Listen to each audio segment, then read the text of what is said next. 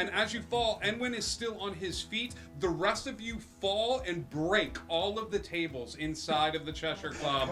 To which Bo goes, "Come on!" Best day ever!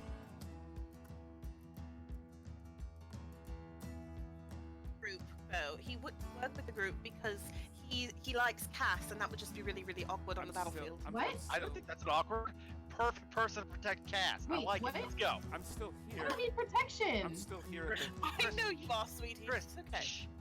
The adults are talking. Shh. Oh, One alright. second, buddy. I like it. I'm gonna.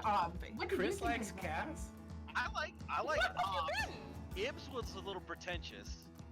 This was and my for favorite. me. I like Bob. Thanks, Perry. All right. Appreciate it. Are you gonna leave? Yeah, the crew needs me. You go, and I'm gonna stay right here. Oh my god. And he nods his head. And he nods his head and walks you over to the door. And sort of opens the door. Oh man.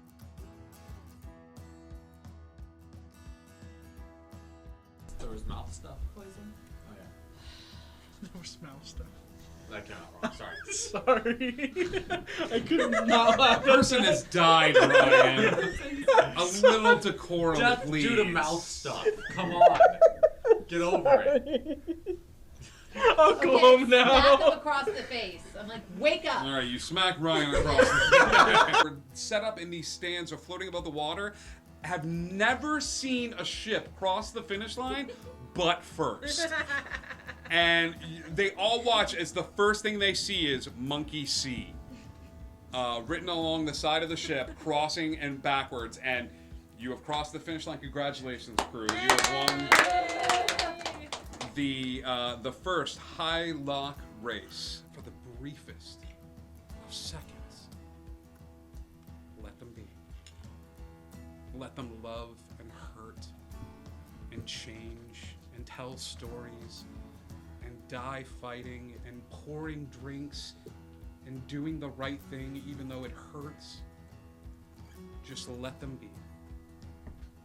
We can give them that.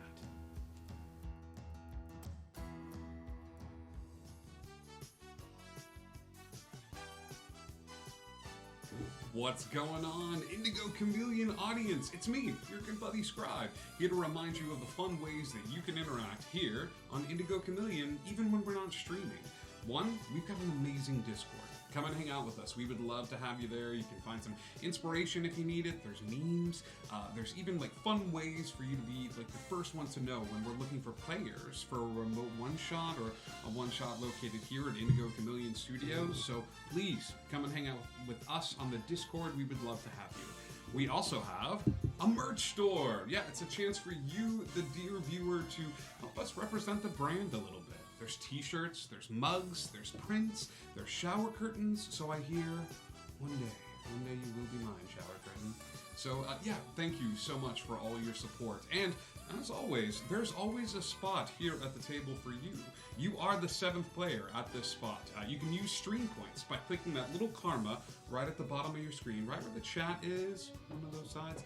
You can do that and earn stream points. Every time you tune in, you help us raid, you spread the word, donate bits. That, well, I don't know about spreading the word, it'd be hard to track that, but all of those other things will help you earn stream points that you can use to help your players when they need it the most. Thank you all so much for all your support.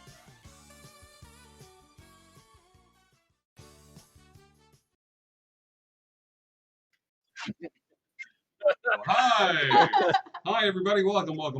It is Monday night, and it's time for a little Dungeons and Dragons here on Indigo Chameleon. Hi, it is Potty time.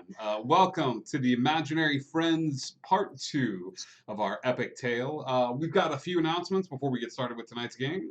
We have a Discord. Come and hang out with us there. We'd love to see you. There's memes and inspiration and the most up-to-date schedule ever, so go ahead and check that out. We'd love to have you. We also have a Discord and a merch store. I already said Discord. Sorry, I'm a little tired, but I'm muscling through. You can buy cool stuff like these mugs. Oh, wait. That wasn't creepy at all. Devilly. You can buy everything from prints to shirts to jackets to shower curtains. Yeah, much like the shirt that our buddy Alcaboose Bender is wearing. So you had to check to whether you were wearing your shirt, but that's okay. But any purchase made on that helps us keep the lights on, and it helps you represent your favorite the streaming chameleon-based Twitch channel. Bing. So upcoming schedule for this week. Today is Monday. Tomorrow night is the very last, penultimate, final episode of Wonderland. It's been about 2 years in the making, 2 or 3 years in the making. This Wonderland epic adventure, and it's coming to a close, kids. Tomorrow night, the final battle. So join us, won't you, and watch a whole bunch of people cry on stream. It'll be great. Not the whole time. Not crying in the Maybe first once. hour. Yeah. Nope. We don't have anything going on a Wednesday. However, we encourage you to go check out another TTRPG stream, preferably one in the Storytellers Union. There's lots of great content out there, and this community is very giving and amazing. So please go support another TTRPG stream. Wanderlust. Wanderlust is going to be taking place in 2 weeks after Wonder closes. So Wanderlust, our new campaign, set exploring Wildmount, is going to be taking place the week of July 4th. So you don't have much time, my dude. You've got 3 weeks, a little over 3 weeks. So please come and join us for that. We'd love to have you there for that campaign as well. So let me see. Boom. I got it. Boom. Cool. Yeah. Sorry about that. Had a troll in the chat. I want to get him out of the chat. I'll take care of it. Thank you very Keep much. talking. Yeah. Cool. What else do we have? That's on Wednesday. On Thursday, we go to the Lost Isle. Lost Isle is our combination of D&D and sci-fi. So please come and join us for awesome shenanigans there.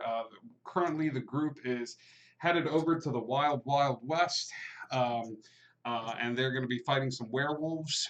So it's gonna be fun. Join us for that on Thursdays. On Fridays, we head over to Neverland. I don't know what's gonna happen. I'll be completely honest with you. On Friday, after the events that happened last week, it's just, yes, you can see Moswald silently freaking out in the background as he's trying to figure out what exactly is going to happen in Neverland on Friday. So join us for shenanigans. Shenanigans will ensue. And then we don't have anything going on Saturday, on Sunday, and then I'll bring us right back around to the end of the week. I think that's it for announcements. You guys have anything you want to plug? Anything like that? Anything going on? No? I'm going to cry for a little bit tomorrow night if anyone wants to come and watch that. If you would like to see Alcaboose Bender have a total emotional breakdown, please join us tomorrow night. If that's your not thing. What I said. Now I'm scared. What are you planning? I'll never tell. I can foresee some digital chaos on Friday sown by the seeds of karma points. Yes, Captain Slaymore, we appreciate you. All right, I think that's it for announcements. I think that's it for upcoming schedule. Once upon a time, with your imaginary friends, we have a group of imaginary friends, each of them very closely attached to a child, and they are currently protecting those children. See, every day during the day, as your imaginary friend hangs out with you and drinks tea and plays games and does all that sort of fun stuff, at night they actually protect the kids from shadows. Now, Professor Huggles, Mary McFurfoot, Fairy Princess Rainbow Unicorn, and Leonidas were all at a sleepover, making sure that their kids were protected from the shadows, when they suddenly realized that the plane of imagination, a plane separate from ours, but somewhat close by, was attacked by the shadows themselves, making an assault on the place that protects children in the much-needed realm of imagination, for which all ideas are sprung forth. The heroes sprung into action, rescuing a few of their comrades in imagination by heading over to the Forbidden Forest or the Fun Forest. But then, after rescuing their friends, they decided to head over to another section of their fair city known as the Play Place. Now, that's what you know. What you don't know is that my children were enraptured by this first episode, watched it, loved it, talked to me about it nonstop. So I gave them the reins to write the second. I told them where they were going. So I would like to welcome you all to Imaginary Friends Part 2. It's potty time. You all have taken a rest on a hill overlooking the play place. You feel rested and ready to go. As you look down, you see the sprawling like tubes and ball pits that make up the play place. Who is taking the lead? I mean, I'll take it if no one else will. Okay. Leonidas. Is it dark? It's okay. So play place is usually a pretty bright place. Right. However, looking down the hill, you still see lights. However, the lights have taken on some weird colors to them. I need to get the wording of this right. The lighting makes it look super scary. Got it. Okay. Those are the words. It's purple and greens and reds and almost as if the lights have been turned off, except for the lights of the random games and arcade cabinets and like skee ball machines, all of these little like accoutrements that seem to light up. But that seems to be the only light that's in this place. Okay, so Professor Huggles will say, well, I was going to take the lead, but if you're going to do it, here, at least let me help. Are you holding? Do you have a sword or anything? Like, what weapon do you have? I've got a maul, so it's like on the shoulder. So like. Okay, so I'll touch your maul and cast light. Cool. Eric, this is a kid. This is a family friendly. We're trying to go family friendly for this. So right. Just I'll ask, can I touch your maul? And then I'll touch and with consent. Okay. Leonidas, you begin to lead the way down the hill. As you get, I cover Murray's eyes because he's scared of purple. Yeah. I'm not scared of purple anymore. Not after. Good. Not after the rest of Only lasted. Nice pull from last episode, though. I can totally deal with purple now. Okay. You can purple it up all you want. Punch yourself in the face, turn it purple. I'm good. I am the normal level of scared of purple that I normally am, not the eccentric. I still don't like the color purple, but I'm glad you're not scared of it anymore. It's really a fantastic show. Great film. You begin to walk down the hill. As you walk down the hill, the lighting still remains super scary. And almost too much so, because as you get down the hill, you start to finally hear the faint music that's coming. The music has been slowed down. It's still the upbeat music that you're used to, but it's been slowed down to about half speed, so the voice is so like this. Welcome to the play place. And it just is kind of on repeat as you walk Hate down. that. Yeah. Nope. You get there. Leonidas, give me a perception check since you're leading the way. Cool. A 5. A 5. You see nothing. Yeah, This light is really distracting because I'm a cat. We'll play it off as that. you see. I'm gonna. Yeah, you see the regular areas, the slides and the ball pits and things like that. The balls are there, but all of the color seems to have been drained out of them. They kind of have like a weird, like dirty film over the balls. Like the slides look a little dark and ominous from where you are. The only light that seems to provide any sort of movement to it is closer to the center of the play place. So you'd have to keep walking forward. But All right, I'm gonna cast Dancing Lights cantrip and send the 4 balls out just kind of around us so that I can kind of Navigate as well. be better perceptive of if someone's coming from the sides and stuff. Sure. Yeah.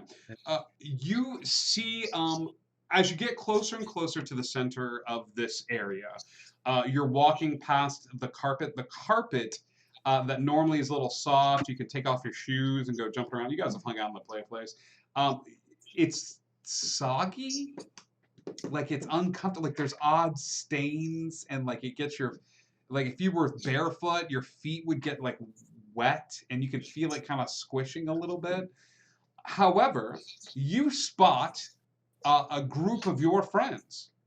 After a bit of time, Murray, Professor Huggles, Leonidas, and Fairy Princess Rainbow Unicorn, you see the stage, which is normally, can't believe this, which is normally filled with animatronics, instead has your friends in frozen, like, position. It's a bunch of them. It's got to be at least 10 or 11 imaginary friends that all are just sort of frozen in macabre position. Okay, that's creepy. Yeah, I don't think we should go on the stage. Can Yeah. you guys fix that? Like, I don't want to be part of that show. I want to mage hand one of them and like try to touch him with the mage hand. I don't want to like touch them with my fingers yet. Okay. I'm just gonna give him a little Equivalent of poke. poking it with a stick. Yes. So as your hand goes forward to like try poking it with your mage hand, your hand actually stops. Well, first I say, "Can I poke you with my mage hand?"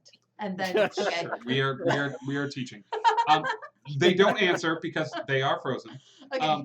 And the hand actually stops as it shimmers against this odd blue, sickly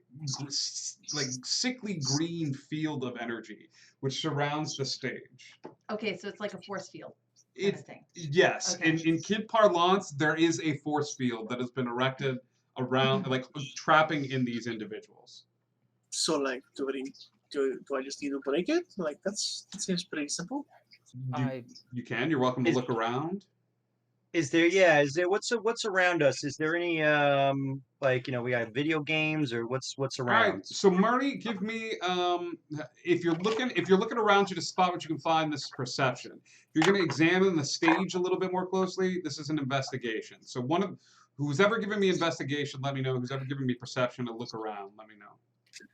I'm gonna look around, but I only got 8. So. Yeah. I'm perception. Just like do better on that 16. Okay. Murray and Fairy Princess Rainbow Unicorn begin to look around. Most of these arcade games aren't running. They're flashing lights, but it's almost that. You know when a game like an old school cabinet game goes out of order and it flashes like the random colors like the blue, green, red, like almost also when you get the high score when you beat the game, like it's resetting. There are 3 games. There are 3 games that are still on. Professor Huggles, what are you doing? I'm gonna do investigation. I got a nat 20, but I have a -1 to investigation. So you got a nat 19. Yeah. Okay, very close to the stage. It actually takes you a little bit of time to dig through like the dust and stuff like that. But you see a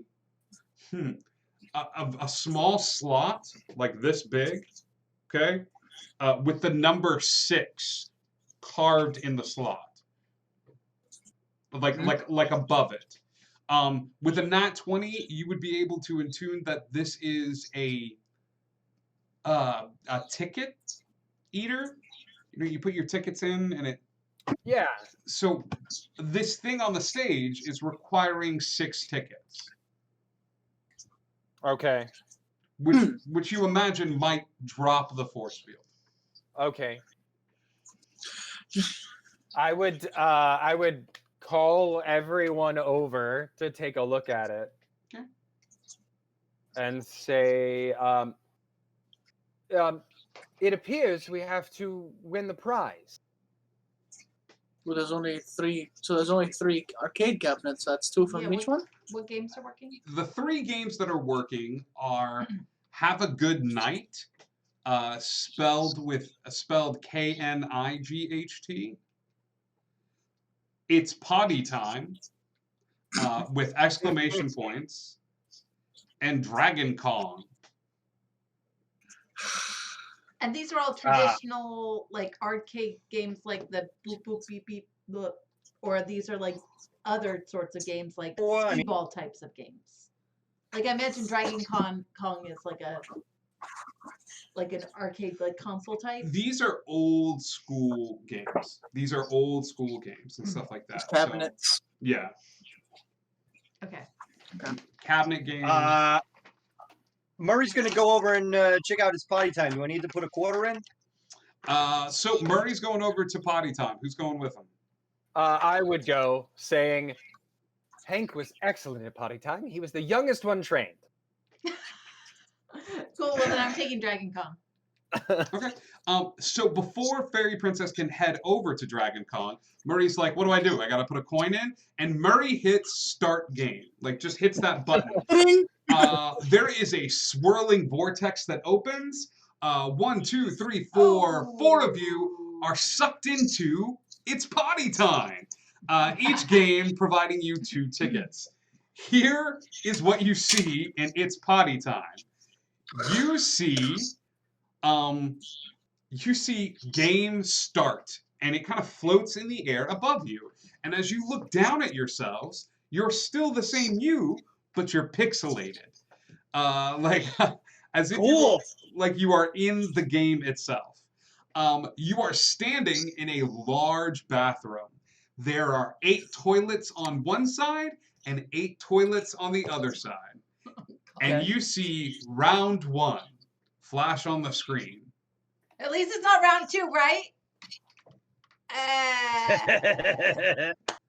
Yeah, we better look out for round 2. I expected it from Murray, but from you're. It was pretty funny though. I guess it was funny. Yeah, see, you're getting with it. Yes. All right. Murray goes and pees in one. All right.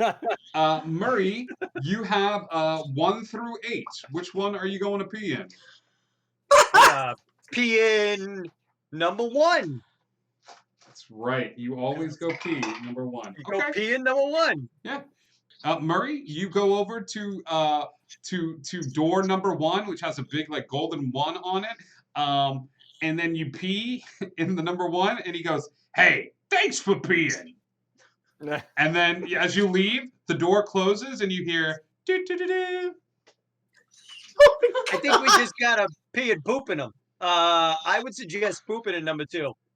I already did. I just did not too long ago. So somebody else is gonna have to do it. I'm asking Fangs the spider if he poops. I assume I use mine to make a wizard right? Most spiders do. Familiar spiders are magical constructs and therefore do not. I have 2 wolves with me. They're zombie wolves. Zombies also do not poop. Are you sure? Pretty sure. I mean, zombie. Hang on. Let me check. Yeah, they don't poop. All right, guys. I'm sorry. You're gonna go number 2. You do it. Yeah, go number 2. You know what? I could be a couple pounds later for the next fight. So. Okay.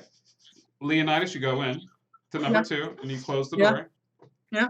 And then all of a sudden, Leonidas, you feel your butt stuck to the seat. How'd I freaking know? I need everybody to go ahead and roll initiative as the mimic Potty begins to attack Leonidas. I'm gonna need to speak to your children. Ah! Come on! Leonidas, your attacks will all be at disadvantage because your butt is stuck to the mimic.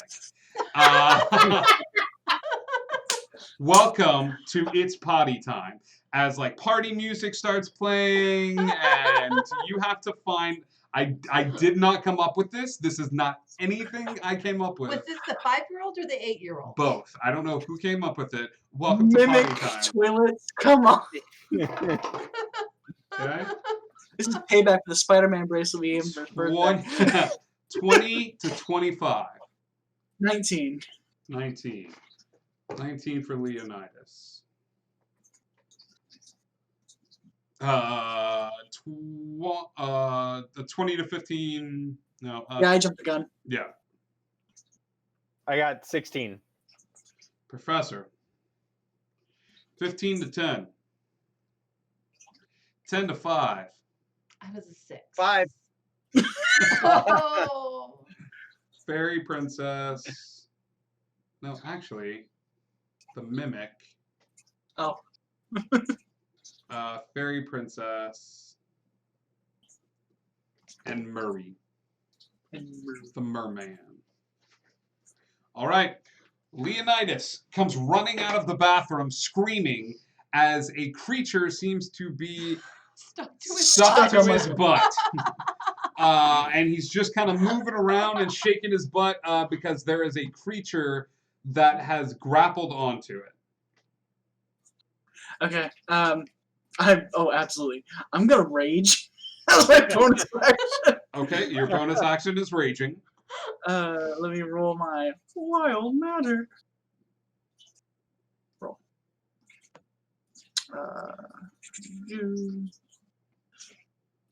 Number 4.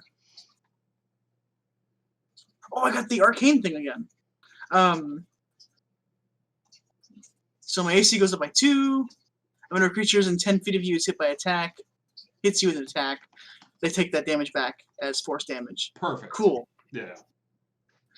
So I need, and then my for action, can I pull it off me? Can I attempt to pull it off me? So you are currently grappled as it's stuck to your butt. Okay. Okay. It takes an action to do to break the grapple. It's going to be athletics or acrobatics. However, once again, this is at disadvantage because it's stuck to your butt. Like it's hard to break away from it as it's stuck there. So I need athletics or acrobatics, and that's going to be your whole turn. Is trying to get this thing off of you. I've got a +9 to athletics, so let's do that. Okay. The first one's a 21. 21. 21. But at disadvantage, the second one's an 18. Yep, both of those will escape out of the mimic's clutches. You see Leonidas do like the potty dance, but like trying to like shake it off, and sure enough, the mimic falls to the ground, and you just see it like it's starting to morph now. The large purple tongue out of its side come these little like pseudopods that look like rolls of toilet paper that are wet and soggy that are coming out of the side. That is Leonidas's turn. Professor. Yeah, I'm gonna cast Guiding Bolt. Okay. And I just do an attack roll, right? Yeah, give me an attack roll. Not great. Attack roll. Do I add anything to that? I'm sorry, I'm not used to this. Well, it should say that. A ranged spell attack against the target. So look under actions, buddy. If you're looking under actions for there. I was looking at spells. Sorry. Yeah. No, that's okay. D&D Beyond is usually pretty good about. Yeah, Guiding Bolt. So that's a 16 to hit. 16 hits. Roll damage. I'm not gonna roll in the tower. Oh, sorry. Hold on. That was only 4. 4, 5, 6, 7, 8, 9, 10, 11 points of damage. 11 points of damage. Well done, buddy. Black and Thank John. you. Also, Next attack against it is an advantage. yes. Okay. This thing lights up. You see all these little, like, pretty lights from Professor Huggle's spell lighted up. It is the Mimic Toilet's turn. He is going to throw a couple of rolls of wet toilet paper over. He's going to throw one at. Who's he going to throw it at? He's going to throw one at Professor Huggles. Huggles, that is a 16 to hit. It meets my armor class. Okay, meets it, it beats it. So as this thing goes flying over to you, you take a whopping 6 points of bludgeoning damage. Okay. And your movement is now half movement as you are covered in wet toilet paper. Okay, and it's kind of slowing down your movements a little bit. Okay? Great. They're also going to throw a wet roll of toilet paper at 1, 2, 3. Leonidas. Leonidas, that is a 20 to hit. It hits. It hits. Leonidas, you take 10 points of bludgeoning damage, reduced to 5, and you are also at half movement unless you want to use your turn to wipe the toilet paper off of you. It also takes 3 force damage. Okay. Because of my 3 force damage. Okay. That is the. It's also going to move.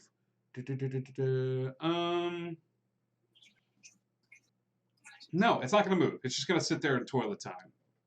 Going like this, shaking its butt at you guys. Fairy Princess Rainbow Unicorn. I am going to hit that thing with a. I'm gonna reach out and use poison spray. Poison spray. To attack it. Okay. It's gonna need to make a con save of 15. Con save of 15. Here we go. It fails its save. That is 6. Ooh, 11. That is 17 points of poison damage. Alrighty. Ooh, sloshing it, really. All right. That is it for me. That is it for Fairy Princess Rainbow Unicorn. Actually, give me another roll. Go crit fishing here, because that attack would be at advantage because of the guiding bolt. Oh, got Just in it. case you get a nat 20 on that attack. Okay. Merman, you're up. Oh, do my All right, wolves, my bonus zombie wolves action. attack? Sorry, go ahead, and then I'll ask. Look about the up zombie how wolves. long your zombie wolves last. Yeah, 'cause under the that's- spell, because you also took a short rest Okay. of an hour. So Got it. just look that up for me. Cool. Merman. I'm gonna bonus action Shadow Blade and then action Booming Blade attack with it. Okay. I can't read. No. 19. 19 hits. Go ahead and roll damage. All right. I'm gonna do.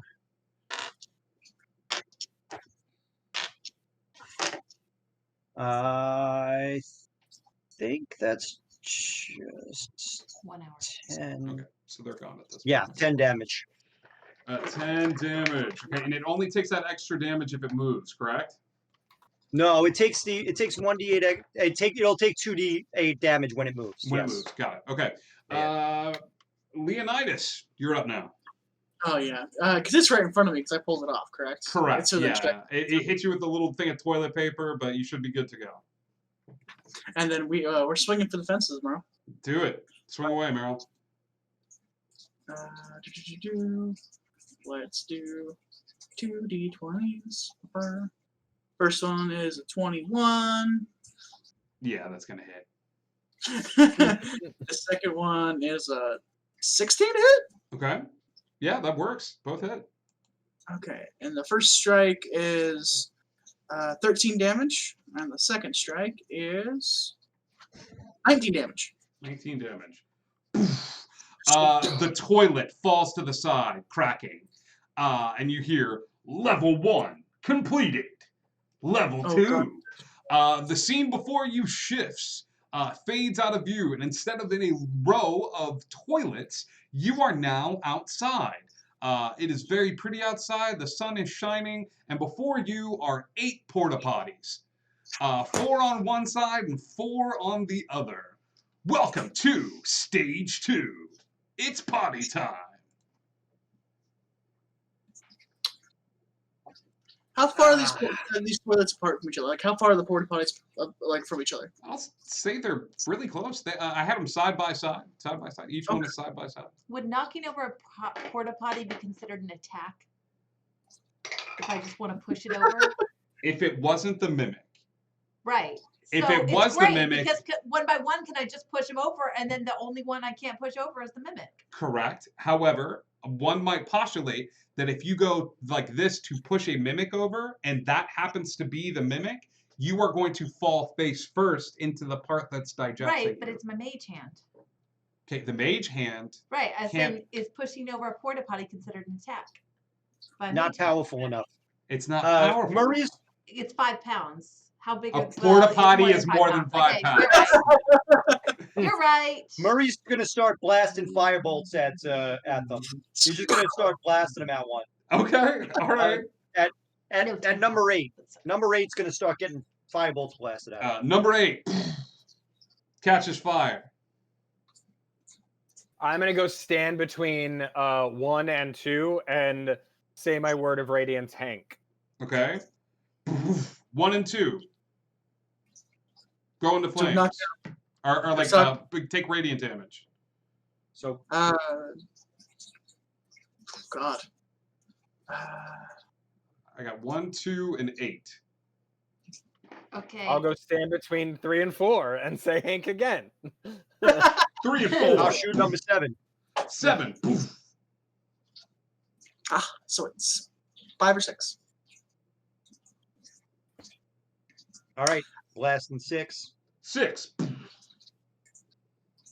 Aha. Is it number 5 though? You I'll know blast what? number 5. I mean, I don't know at this point. So like, yeah. Maybe we gotta open them up. Like I had a blast toilet. number 5 with the. Poof. As number 5 explodes, you look before you at this like destructive scene of radiant damage and fire, and then you hear, "Sometimes you don't have to go." Stage 3 and stage 2. Stage 2 of It's Potty Time. God. Stage 2 of It's Potty Time fades away, and stage 3, you are back in that bathroom. No, please. However, before you is a giant toilet. This thing is easily 2 stories tall. Okay? It is huge. It is the only toilet in this bathroom, but the bathroom is built in proportion to the giant toilet that's in front of you. Okay. So do we think it's a mimic?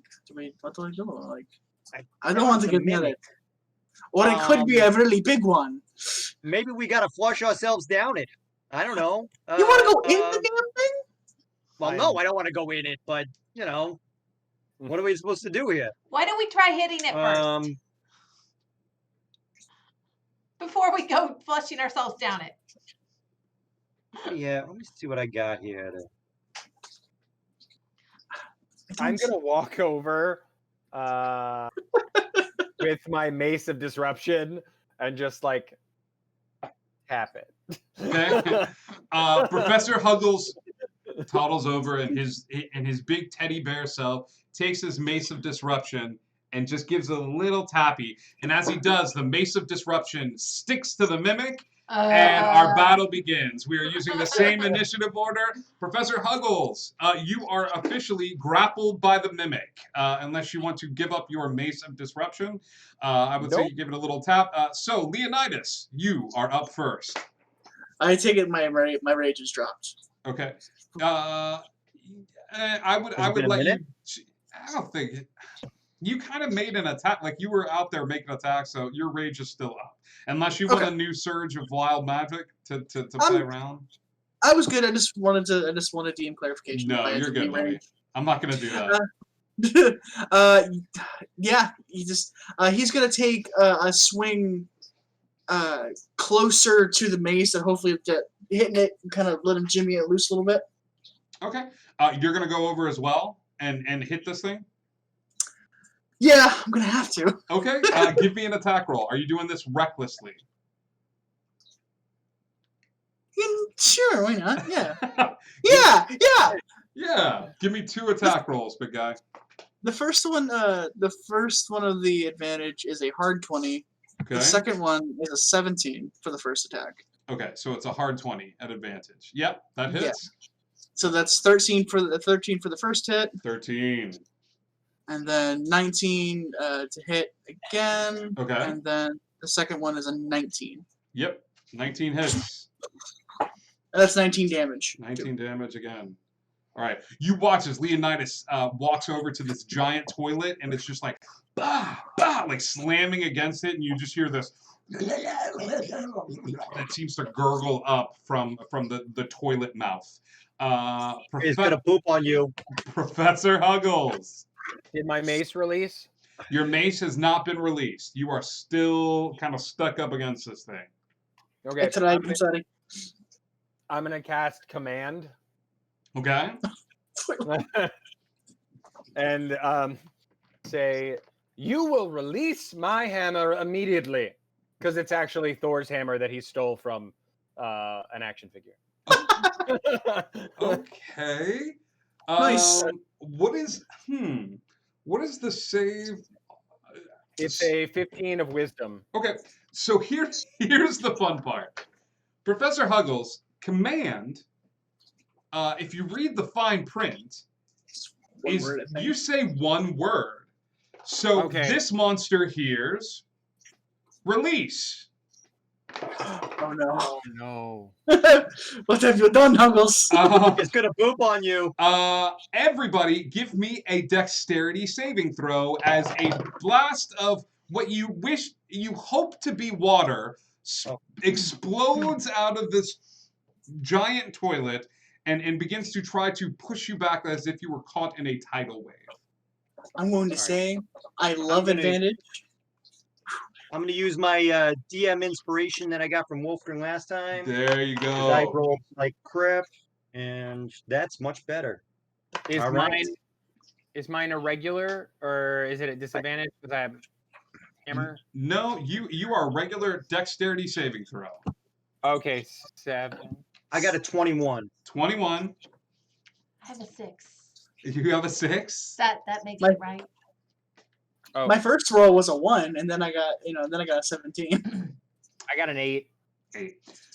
Professor Huggles and Fairy Princess Rainbow Unicorn, you are sprayed with a deluge of water, and you are knocked prone, falling backwards away from this particular scene. So not only are you knocked prone, but you are actually pushed back 15 actually, let's say 20 feet away from this thing.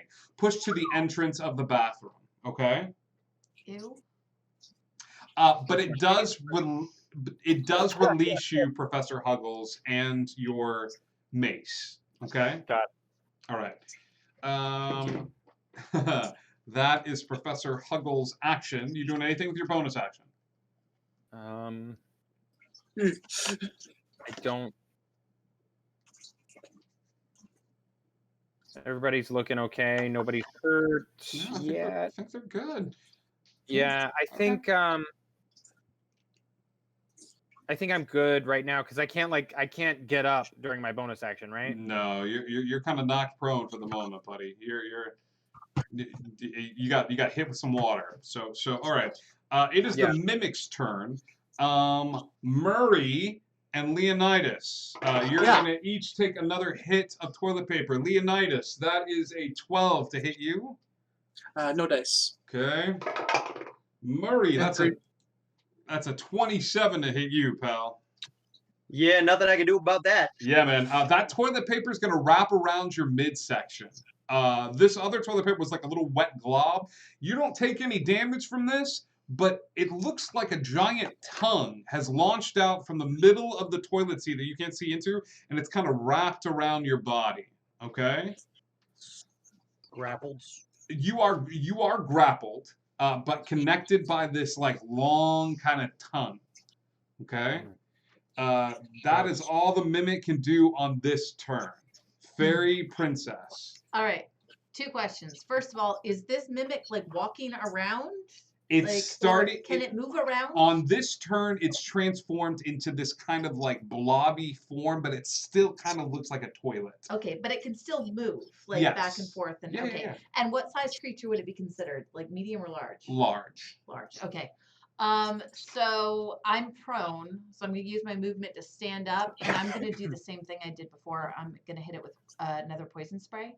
Okay. So- What is is that a melee? Is that a range? Can I get within 10 feet of it? I know I got pushed 10 feet back. I know half my movement is up. You got pushed So 15 feet 15 back. feet of Yeah, you can get movement. within 10 feet of it. Okay. Now, for poison spray, is it any creature within the spray, or is it a particular creature? No, it's towards a creature you can see within range. And Okay. project a puff of noxious gas Oh, it's a little from guy. my palm. Okay, cool, got it. And then it's a con save of 15. It fails its save. All right. That is 18 points of poison damage. 18 points of poison damage. Nice. Nice. Okay. That is that your whole turn? That is my whole turn. Okay. Merman. I'm gonna booming blade attack with my shadow blades. Okay. Cut that tongue. I'm going after that tongue. Yeah. All right. I am gonna use. No, I'm just gonna miss. That's what I'm gonna do. Yeah. Save my inspiration. Yeah, I was like, I just missed. You go to cut this thing, and this thing is kind of wriggly and writhing all over the place, and it's just not landed. Okay. Yeah. Nothing I can do. All right. That's the merman, Leonidas. He's gonna go for he's gonna hit the tongue, try to get the tongue off of Murray. The or at one least that's try to- connected to Murray. Yeah, try to like at least break some severance so he doesn't go in the toilet. Okay, cool. If you do this, you're gonna break away from the mimic itself and like, yeah, that's fine. Go ahead and give me attack rolls against the tongue. I'll take the opportunity attacks. No, you're good. Give me some attack rolls. Cool. First roll is a 26. The second one is a 23. Yeah, that hits. First one is 13 damage for the bludgeoning, Ooh. and max damage on the second strike. So that's 21. I need to remember that attacks against you are at an advantage. That last attack against you was not at advantage because you're being reckless. Okay. Yep. Give me some damage rolls. Okay, so those were I attacked normally on these turns. Okay. And the first one was 10 damage, and the first one was 13 damage, and the second one was 21. 21. Oof. All right. You're seeing like little bits of this monster kind of fly off. Okay. But Okay. it's still standing. Can I use my bonus action on this one? Yeah, absolutely. What are you doing? I'm going to Daunting Roar at it and see if maybe I can steer it into letting it go. Okay. Yeah. Give me. What is the save against your Daunting Roar? It's a DC 15 Wisdom. Yeah, it fails its save. I don't think it lets go of him because it's hard to like, I'm roaring at you to do this specific thing. Like, no, Yeah, you're that's just like, you're just kind of scaring it. It is frightened of you. Yeah. So it's going to try to get away from you as much as it can. And attacks against you are going to be at disadvantage till the next end of your next turn, I believe. Yeah, and it's still it comes right at me until the end of my turn. Okay. In my next turn. Got it. All right. Well done, Leonidas. Professor Huggles. So I'm gonna use my movement to get up because I'm knocked prone. Okay.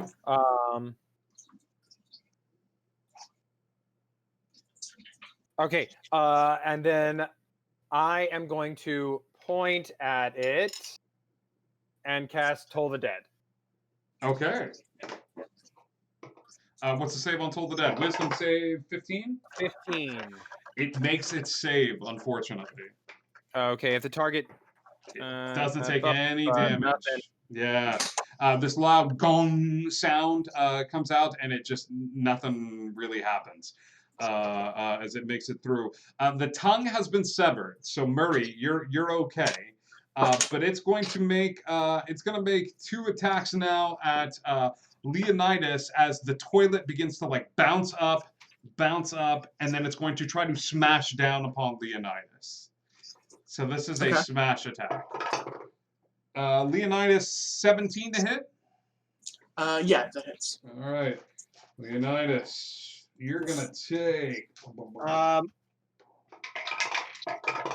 Before he takes damage, I can use my reaction to bend luck.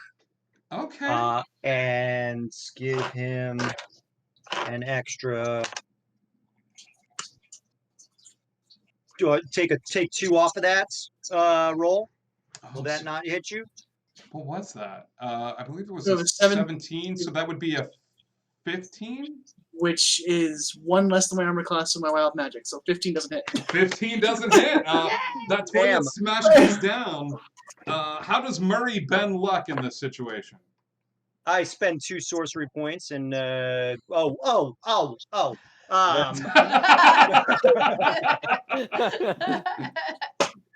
the most straight laced I've ever heard Murray. Like, I look on D&D Beyond, and no, Murray says, "Oh no, you didn't," and that's how it's. That's perfect. I love it. Yeah, it just misses. Well done, Murray. Hang on a Thank second. you. Let's make sure. Oh yeah, I just wild magic surged. Yeah, that's appropriate with that wild magic. You know. Yeah, it's good. It's good happens. all day, every day. Give me a roll, big guy. A D100 for me. 14. 14. The wheel of wild magic. So I got good news and I got bad news. The good news is this guy's about to take some damage. The bad news is, Leonidas, you're about to take some damage. nice, let's go. Okay. I'm a barbarine. I can take this. Let's go. Murray, what's your spell save DC? When you cast a spell, what do they have to hit? My spell save DC is 16. Okay. I need a con save DC 16 from you, Leonidas. Got a +7 to con. But I rolled a 3. oh, It failed its con save too. Murray, give me 2d8, please. 9. Yeah. Murray's like, ha ha! And when he goes, ha ha! Murray lets loose with the loudest fart you've ever heard in your life. Like it's just this. It is a thunder wave of a toot. So much so that Leonidas, you are pushed back for 9 points of damage just from the sheer blast of force. But when Murray does that, he cracks the toilet and defeats it. It had 6 hit points left, but Murray does a loud but deadly, and thus I didn't even plan that one. rude. That just happened. You guys find yourself sitting outside the arcade cabinet as 2 tickets come out of the ticket feeder. What? No, excuse me. Oh, you're excused. Leonidas goes for like a high five. Like, that was freaking cool. Like, that was. So 1 down, 2 to go, right?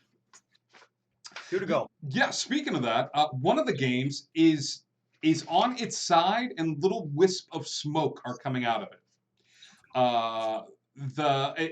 The night one looks like it's broken, and instead a very shiny new arcade game is there in its place. It looks like it's still got little bits of like plastic on it covering the controls, and it says from the makers of that one Jungle movie comes Jungle Jump. Guys, it still has the plastic on it. We can't not play it. I mean, I could also just fix that one. What's the other game? It's That's, Jungle what Jump and Dragon Kong. Dragon Con. I'm pretty good with plants. I've been around them Yeah, all my let's life. jump in the so- jungle. Sounds fun. And the other one has the word dragon in it. Yeah, no, it's Go. fine. I'm sure it's fine. I'm sure it's fine. We've seen worse. We just fought a giant toilet. That's fine, but we've made a mess. I'm gonna reach over and cast mending on the old machine. Okay. Mending's gonna take a minute, and you're gonna be able to fix like some of the surface stuff. If you want to, you could open up the arcade cabinet and begin to mend it from the inside, but it's gonna take a while. Let's just go do jungle jump. Aesthetics. Like, I think this is how it goes. Professor Huggles starts lovingly trying to mend this, and Murray's just gonna reach over and be like, "Bam!" Like, welcome to Jungle Jump. Once again, you are transformed, and before you, you see that once again you are pixelated, but above each of your heads is something brand new. You see little pictures of yourself. 3 little tiny pictures of yourself above each of your heads. That's like lives. And Or- before you is a river, and as you look up, you can see vines that go across the river. And occasionally, as the vines go by, you hear.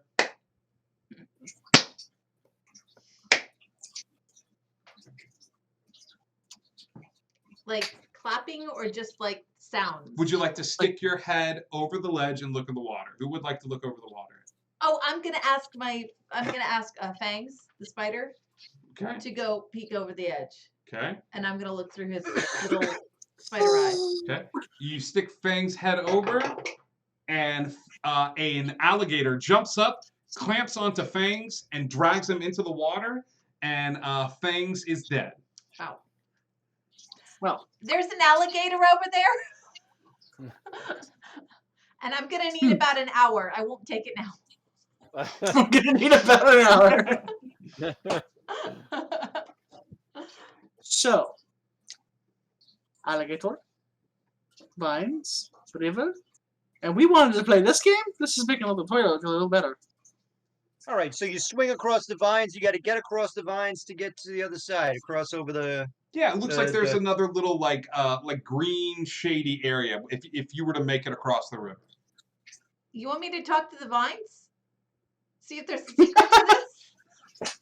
I mean, I would appreciate that, and I'll just hold up my 2 round teddy bear paws that have no traction whatsoever. I'm gonna take a few minutes to speak to plants. Yeah, I remember. Something. Okay. You cast Speak with Plants. It takes a little bit of time. You prepare the proper components, and then you feel like the spell, the magic takes hold. Hey, we're trying to get across this and not get eaten by the alligators. You got any advice? Oh yeah, you're gonna want to swing on us. Well, yeah, but like, if some of us ain't so good at swinging, is there like a secret to it? Is there something we can do? Is there a shortcut or a cheat code or something? You're looking for a cheat code for an arcade cabinet game? Yes. Up, up, down, down, left, right, in the air. I mean, you could try that. Well, All right. what if we didn't want to die? Well, Can you help us out here? give me a persuasion check. 17? 17. Yeah, man. So here's what you gotta do. How many people are playing? There's 4 of us. So this is like a kids game. Yeah. So basically, if everybody loses all of their lives, the game switches over into easy mode. And it just gets like way easier, man. But in order to do that, you're gonna have to lose all of your lives, but the one that you're holding on to. But I'm positive, man. It's gonna make things like so much easier. Like all 3 of them above us? Yeah. So you just have like that one guy left. Wait, each of us have to lose 3 lives, or just each of us has to lose 1? Have you played a video game, No. man? Like, have you played like a game, man? Like, No.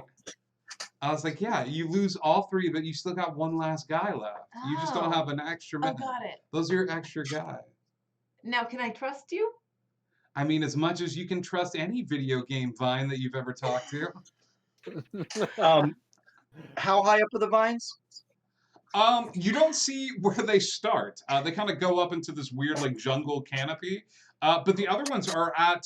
This one is at like face level. I mean, you can reach out and grab it. You don't even have to jump to grab it.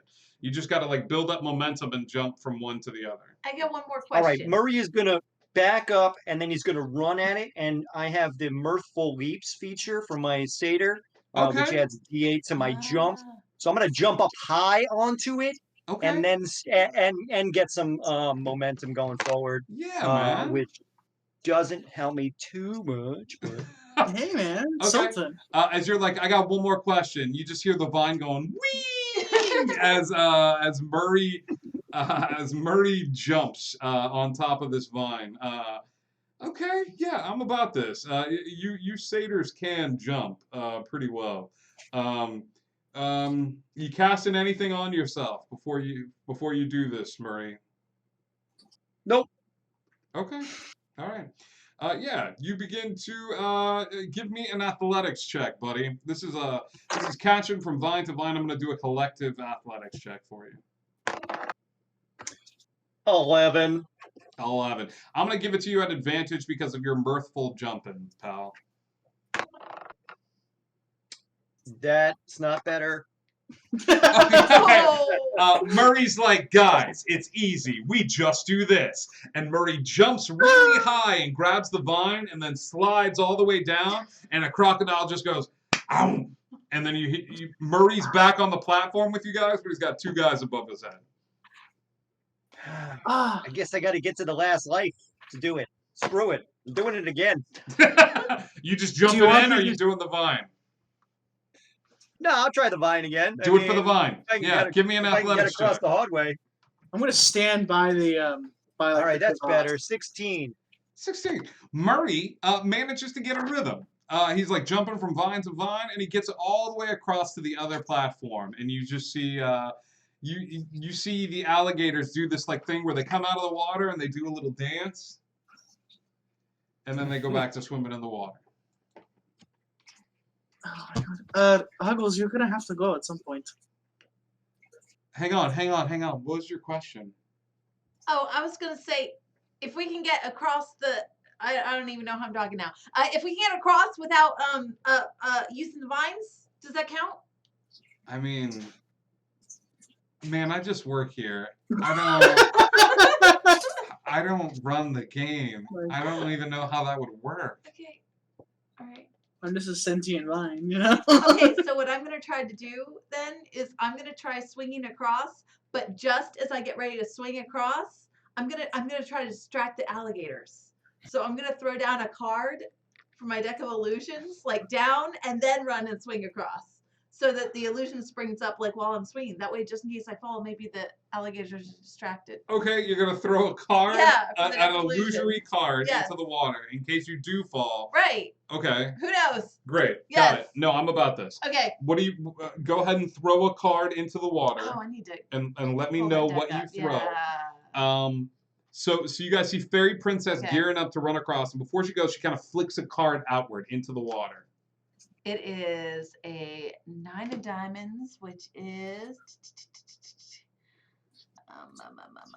it's an ogre mage.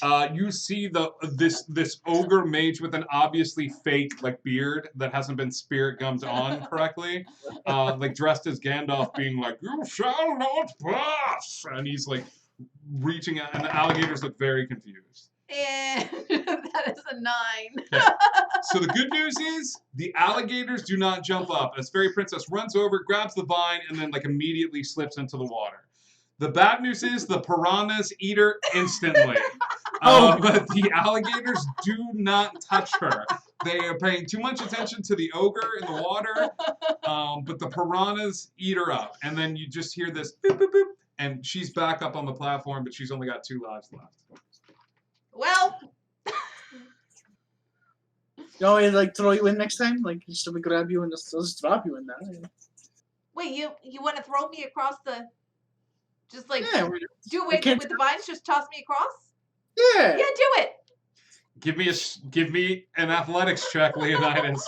Yes! As you attempt to throw Fairy Princess across a ravine. Got a +9 to athletics. And I rolled 14, 23! Okay? Fairy Princess, Leonidas picks you up, kind of huffs you, feels the weight, and just kind of chucks you, and you go, woo! Arc into the mouth of an alligator. Oh! And then you are back over with 1 life left. Yeah, you know. I died. Oh, you lost all your lives. You got what you wanted, right? We shouldn't do that again. Why not? Because the alligator ate me. Um, Did you want to try Professor Huggles?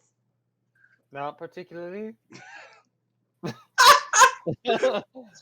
But Okay, Maurice- tell you what. Maurice- I'll polymorph you into a cockroach or something. I'll hold on to you, and then I'll swing across, and maybe I'll do better this time. that's not preferable. And I'll just go and like start swinging across the vine. Athletics check, Professor Huggles. 13. Huggles gets pretty far across. He gets super far. He gets about more than halfway before his big bear claws like just go and into the mouth, like, and then like Professor Huggles is back there, but he's missing a life.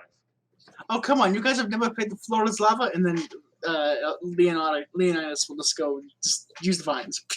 Okay, Maurice athletics. just sitting there reading a Mad magazine on the other side. Nobody has the heart to tell Murray that the Mad magazine is upside down, and Murray doesn't have the heart to tell him that he knows, and this is a gap. I can't read. Like, That's just the cover of Mad magazine, guys. You don't want to know what's inside. Leonidas, that's a big kids magazine. Give me an athletics check. 18. 18? Yeah, Leonidas, you are at home in the jungle, my dude. This side of I think with an 18 you can like flip the bird to these alligators as you go by and stuff like that, and you manage to make it to the other side with Murray. Listen, Look at I the can change magazine. it. Sorry. Professor Huggles, I can turn into a giant owl. I'll just pick you up and carry us both across. I'll avoid the whole alligator thing entirely. Are you sure you could carry me? I'm quite large. Yeah, I'll be a very large giant owl. Fine. He likes this too much. I'm very worried. I'm also worried, but Professor Huggles can't see him. Well, you know. Or it could be an eagle. I mean, what do you prefer? Owl, Giant eagle? Either's fine. Just it's your last life, and It is. it's I still have one more. Okay. Can I offer an idea? Sure. I want to tie my. How long is the crevasse? How far is it? I'll say it's pretty long. We'll say 60 feet. No, I only got 50 feet of rope. Never mind. I have an idea. You're on your own. Sorry, Okay. I'm not good at math. I'm actually gonna pick eagle instead because they fly higher. I don't know. I think with the look on your face, I'm terrified about both of these things right now. Might I suggest I try to get. Did your across voice the- crack? Did your It voice did. crack? It did.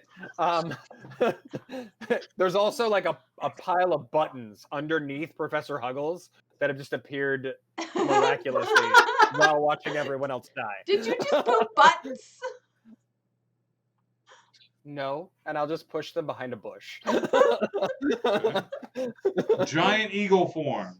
Okay, so I will say, might I suggest I try to swing across, and if I start to fall, then you catch me.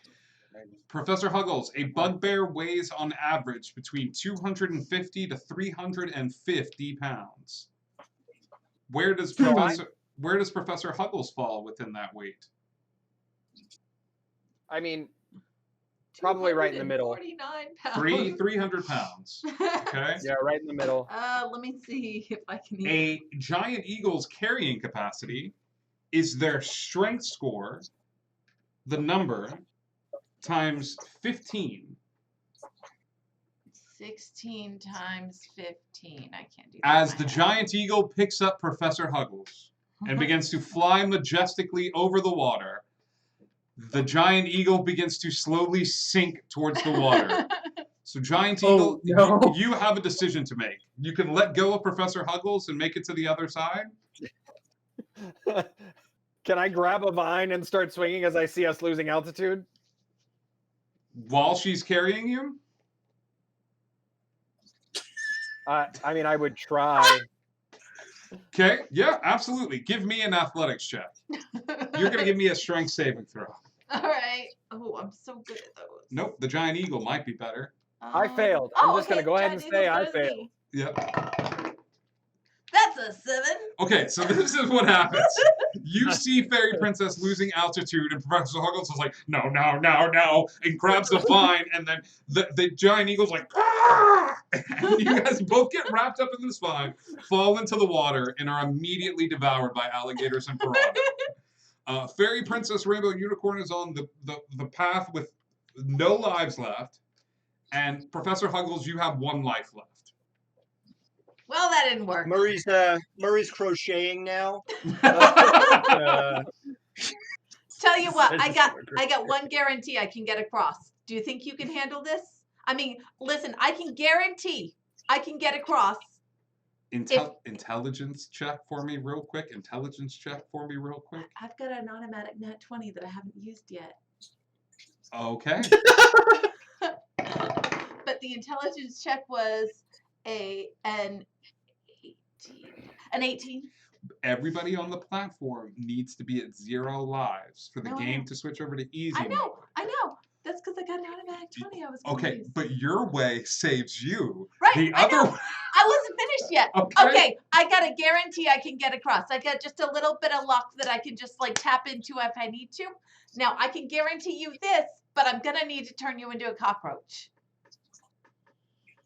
Could we pick something else, like a small bird or? I'm too afraid maybe- you're gonna fly away. I could turn you into a slug. I prefer a slug over a cockroach, thank you. Okay. Maybe a very small spider that's slow. Mr. Sluggles. Oh God, you're gonna be Mr. I Sluggles. love It's it. gonna be great. He's Professor Sluggles from now All right, on. I turned him into Professor Sluggles. Do you purposely fail the saving throw, Professor Huggles? Yes. Professor Sluggles is a tiny slug wearing a sweater vest and Gosh, I love him so much. has a tiny pair of glasses and a top hat. Oh my gosh, I put Professor Sluggles in my pocket, Okay. and then I run up to the vine, and I grab on to go over, and then I'm going to roll a nat 20. Okay. I'm going to check off that I did that. That is my 1 freebie. You use your kid inspiration as it looks like she's going to fall, but instead of grabbing the vines, the joystick goes up, down, right, left, A, B, start. And then as it does, she just kind of like floats across like this without grabbing any of the vines, and then lowers down. And then it says, Murray, McFurfoot, Fairy Princess Rainbow Unicorn, Leonidas, and Professor Sluggles have defeated the game. And there's a little thing, burst of fireworks, and you guys are outside of the game. Is he still a slug? He's still a slug. Oh, thank you. I'm going to say, oh my gosh, aren't you the cutest thing, Professor Sluggles? I don't even want to turn you back. I just want to leave you here. Yeah, Just but we leave need him like this for a few minutes. But we need him like that. We need him, and I, using a claw, pop the polymorph. You popped him. You can't pop the polymorph. You touch the snail and nothing happens. He kind of looks up at you indignantly. I gotta do a point of damage, so you're actually. I know. I don't want you to yet. He's really cute. Yes, but we need him. I know we do. Just give me like 1 minute. Okay, fine. And I'll flick him onto the ground. Okay, you flick him onto the ground, and Professor Huggles, you are sitting on the ground, somewhat confused as to how you got there, but you are inside the arcade, and your group is all sort of looking down at you at the ground. You make an adorable slug. Why do I really want a salad? Just no salt. With no salt. But I'm calling you Professor Phillips for the rest of the day. Please Uh, don't. So is it just now the It's dragon just- one? It's Dragon Kong now. Dragon Kong. Dragon Kong. Do it. Bang! I heard a Dragon Kong. You heard of Dragon I heard Kong? it's a great place to go to. It's It's- very crowded. It's super crowded.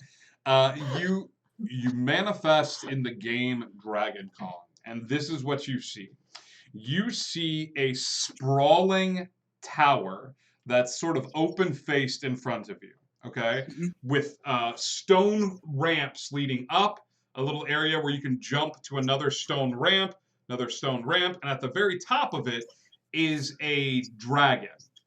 This dragon is huge, and it's this large green pixelated dragon. Okay, it is not doing anything yet, but next to the dragon is a princess. She's dressed all in pink, and she's next to Dragon Kong, and he's not doing anything yet because you guys are sort of outside of this area. The start area. Yes. All right. But, I'm sorry to do this to you guys, but I feel like we need to get a little help with this thing here, with this last one. I'm guessing it's going to be kind of tough. So Murray casts Summon Face Spirits by saying, sweetheart, and appearing in front of him is a dryad, but she has sort of like vines into a push-up half top and kind of a wood mini skirts. Her hair is really big and green like moss. She has long sap like petrified sap fingernails and the same color lip gloss, I guess you would call it. And as she appears, she's already yelling at Murray. It's almost like she started to curse at him before she even appeared. And she says, oh my God, I can't believe you would call me now. You haven't called me in 3 weeks. I haven't seen you forever. I don't even know what you've been up to. Oh, and look at, who is this? Who is this? And she points at Fairy Princess Rainbow Unicorn. And Murray's like, honey, calm down. It's okay. I was really busy with Stevie, and he was getting bullied, and I had to deal with him, and I swear. So I don't want to hear your excuses, Murray. I have been waiting for you forever. Should we go? You guys have a thing going. Should we go? This is your help? Yeah, no, this is my girlfriend Connie. She's she's gonna help us. Honey, listen, we're in a big bind, okay? The plane of imagination has been taken over by the Shadow Realm, and we've got to go through this video game to win, and I need your help. And listen, once we get this done, then we have the rest of the hour to spend together. It's going to be beautiful. Like, we can be together. Do you mean it? Do you mean it, Murray? Yes, I mean it, honey. Yes, we're going to be together. Okay? Can I insight? Yes. Give me an insight, Leonidas. Cool. It's not my strong suit, but it sounds great. A 4. He doesn't mean it. Even with a 4. You don't even need to know that. Yeah. Is this how you're gonna help us? You two just fighting? How is she helpful? Excuse me, did anybody talk to you? I wasn't talking to you. No, you Whatever. You're busy You stay arguing. away We from have my something to man. do. You stay away from my man. Oh, I don't want to go anywhere near your man. We got a princess over here. We got a dragon over here. We got things to do. Are you gonna help or are you gonna go? Honey, please, you got to help us out, okay? Can you help us? I swear, we'll spend the rest of the time together. Murray, even though you summoned her, I need you to make a persuasion check. Yes. Oh yeah. Oh yeah. I know. Murray turns on the charm. I swear. And like, there's something about Murray's scent that that just drives her crazy. It's a 26 on a persuasion check. She cannot resist him. Yeah. Professor Huggles, what are you doing during this altercation? I mean, what I was gonna do something else. I think we're all gonna do something else. I mean, originally I was gonna straighten my tie and I was gonna schmooze her, but now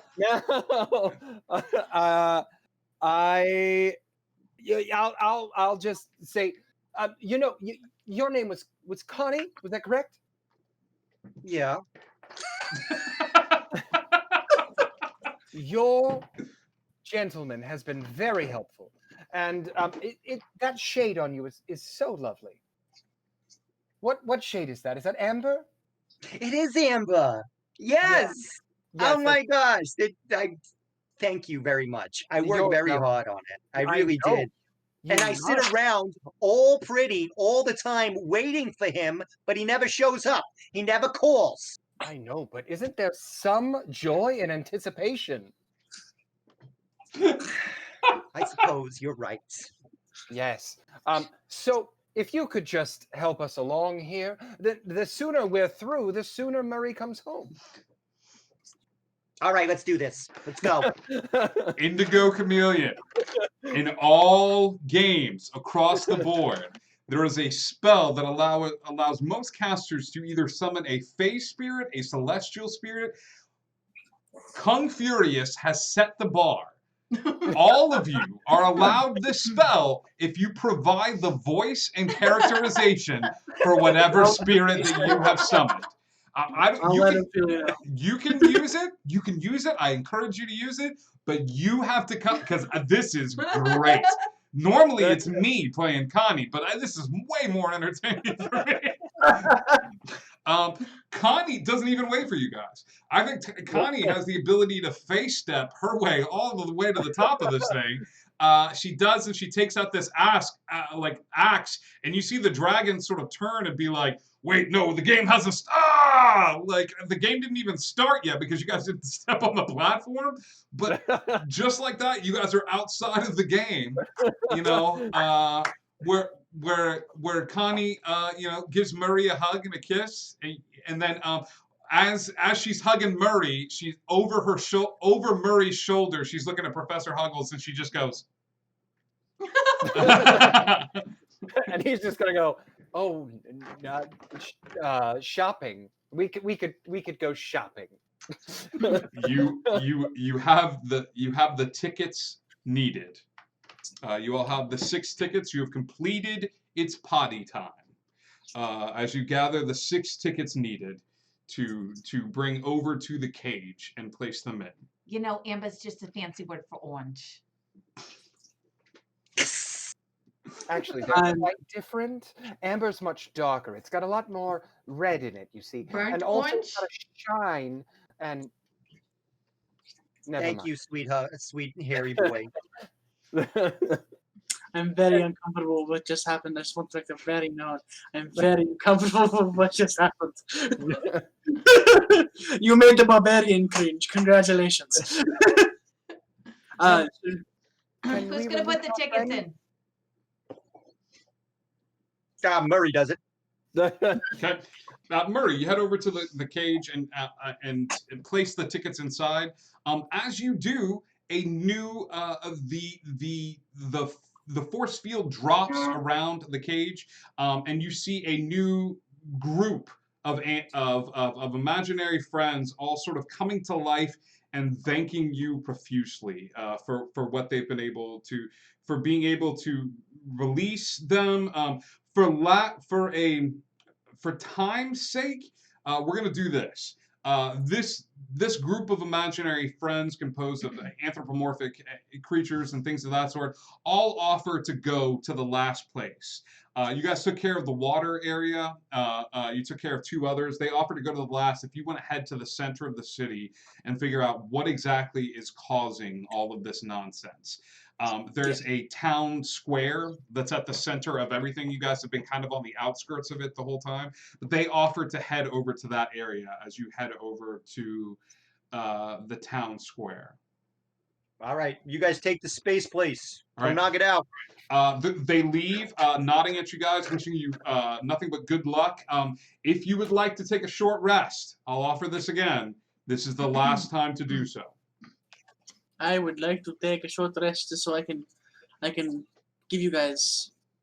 I don't really have the health to give you guys, spell slots back, but I can take a breather. All right. Yeah, I'm okay. I don't need the short rest for spell slots, but I'm going to use that time to bring my spider back. Okay. Yeah. You take the time familiar. to bring your spider back. Oh, I forgot this too. You guys actually what did you find? Oh, as the last game disappears and all of those the imaginary friends leave, as the area begins to come to life, there's not a lot of them, but there is 3 prizes. There are 3 prizes in the prize station, which are available to you guys as the magic is returning back to this area. You find a pixie stick, like one of those big like tubes pixie stick that's just like all sugar and stuff like that. You find like a finger trap. You put your finger in and it's kind of stuck in there and stuff like that. You also find what's the third one? How big is this pixie stick? We're talking like massive. Dude, it's one of those like big pixie sticks. It's one of the massive ones, okay? You also find one of those like plastic dinosaurs.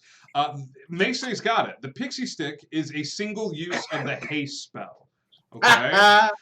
So you're going to be exhausted after those 10 rounds is up, so you need to use it right. It takes a full action to down the pixie stick. Normally, I say it's a bonus action to drink a potion. There's a lot of sugar in this, so if you're gonna have the pixie stick, it takes a full action to be able to do it. Okay. The dinosaur is a figurine of wondrous power. You will summon a fluorescent yellow T-Rex. For use as you see fit. It is not as powerful as a regular T-Rex.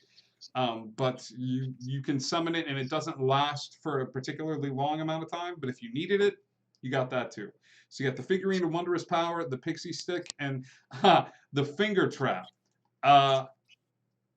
So the finger trap is you don't have to use the finger of an enemy. You basically put your finger in one end and you point at an enemy, and they are officially grappled to you without having to make a check. They can't move from that spot, but you can't move from that spot either, wherever you pointed at them. Okay? So disperse as you see fit. As you're using this time to gain stuff back, and you've got the pixie stick with haste, you've got the finger trap, which immediately kind of holds an enemy in place but holds you in place, and you got the dinosaur figurine of wondrous power. So, I kind of want the finger trap, not gonna lie. Well, that makes sense. Yeah, I already got the joy buzzer. You guys can take these. Okay. Is there a teddy bear or anything around that I could give to Connie? Give me a perception check.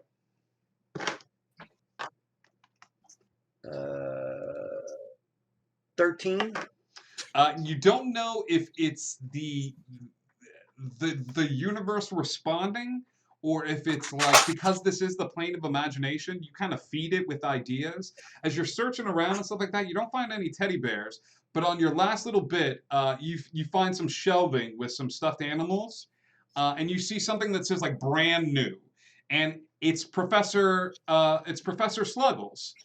It's a little stuffed slug wearing the sweater vest and the top hat, and it's a recreation of Professor Sluggles. Nice. Here you go, sweetheart. I got this for you. Yeah.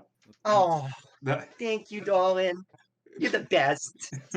Connie has Professor Sluggles, and is following along. Now, Murray, this is a concentration spell. So, and I don't know how long the spell lasts. It lasts 1 hour. Okay, so she's gonna leave by the time you guys leave here because it's gonna take an hour to get your short rest in and an hour right. for Fairy Princess Rainbow Unicorn. So as you give her Professor Sluggles, she will disappear back into the ether. You better come up soon. Anybody doing anything else to prepare? No. So okay. So you've got the finger trap. I'm happy to I take do. the dinosaur. If you want the haste, or vice versa. I'm more than happy to take the sugar stick. Yes. Got it. Okay. You guys spend an hour recuperating, getting your wits about you, healing up, using hit dice if you have any available, resummoning any familiars that you need resummoned, and after a bit of time, you are back to wherever you need to be, and you leave the play place. Already, some of the darker corners are beginning to alight. The music is starting to speed up again as you see some of the magic returning to this particular area. Off in the distance, you hear the sounds of battle taking place in the space and the water wonderland. Like, you see all of these areas alight with fire. However, as you make your way towards the center of the town, towards the town square, there is a pillar of darkness. This pillar of darkness is centered on one individual, okay? The individual has their back to you as you approach this place, but it is the largest man you've ever seen in your entire life. This individual, it has to be 9 feet tall, okay? They are leaking darkness. These other individuals seem to be able to control it. When you injured the wolves, you saw little spots of darkness. This individual, while sitting on the ground bent forward, you see the darkness sloughing off of them.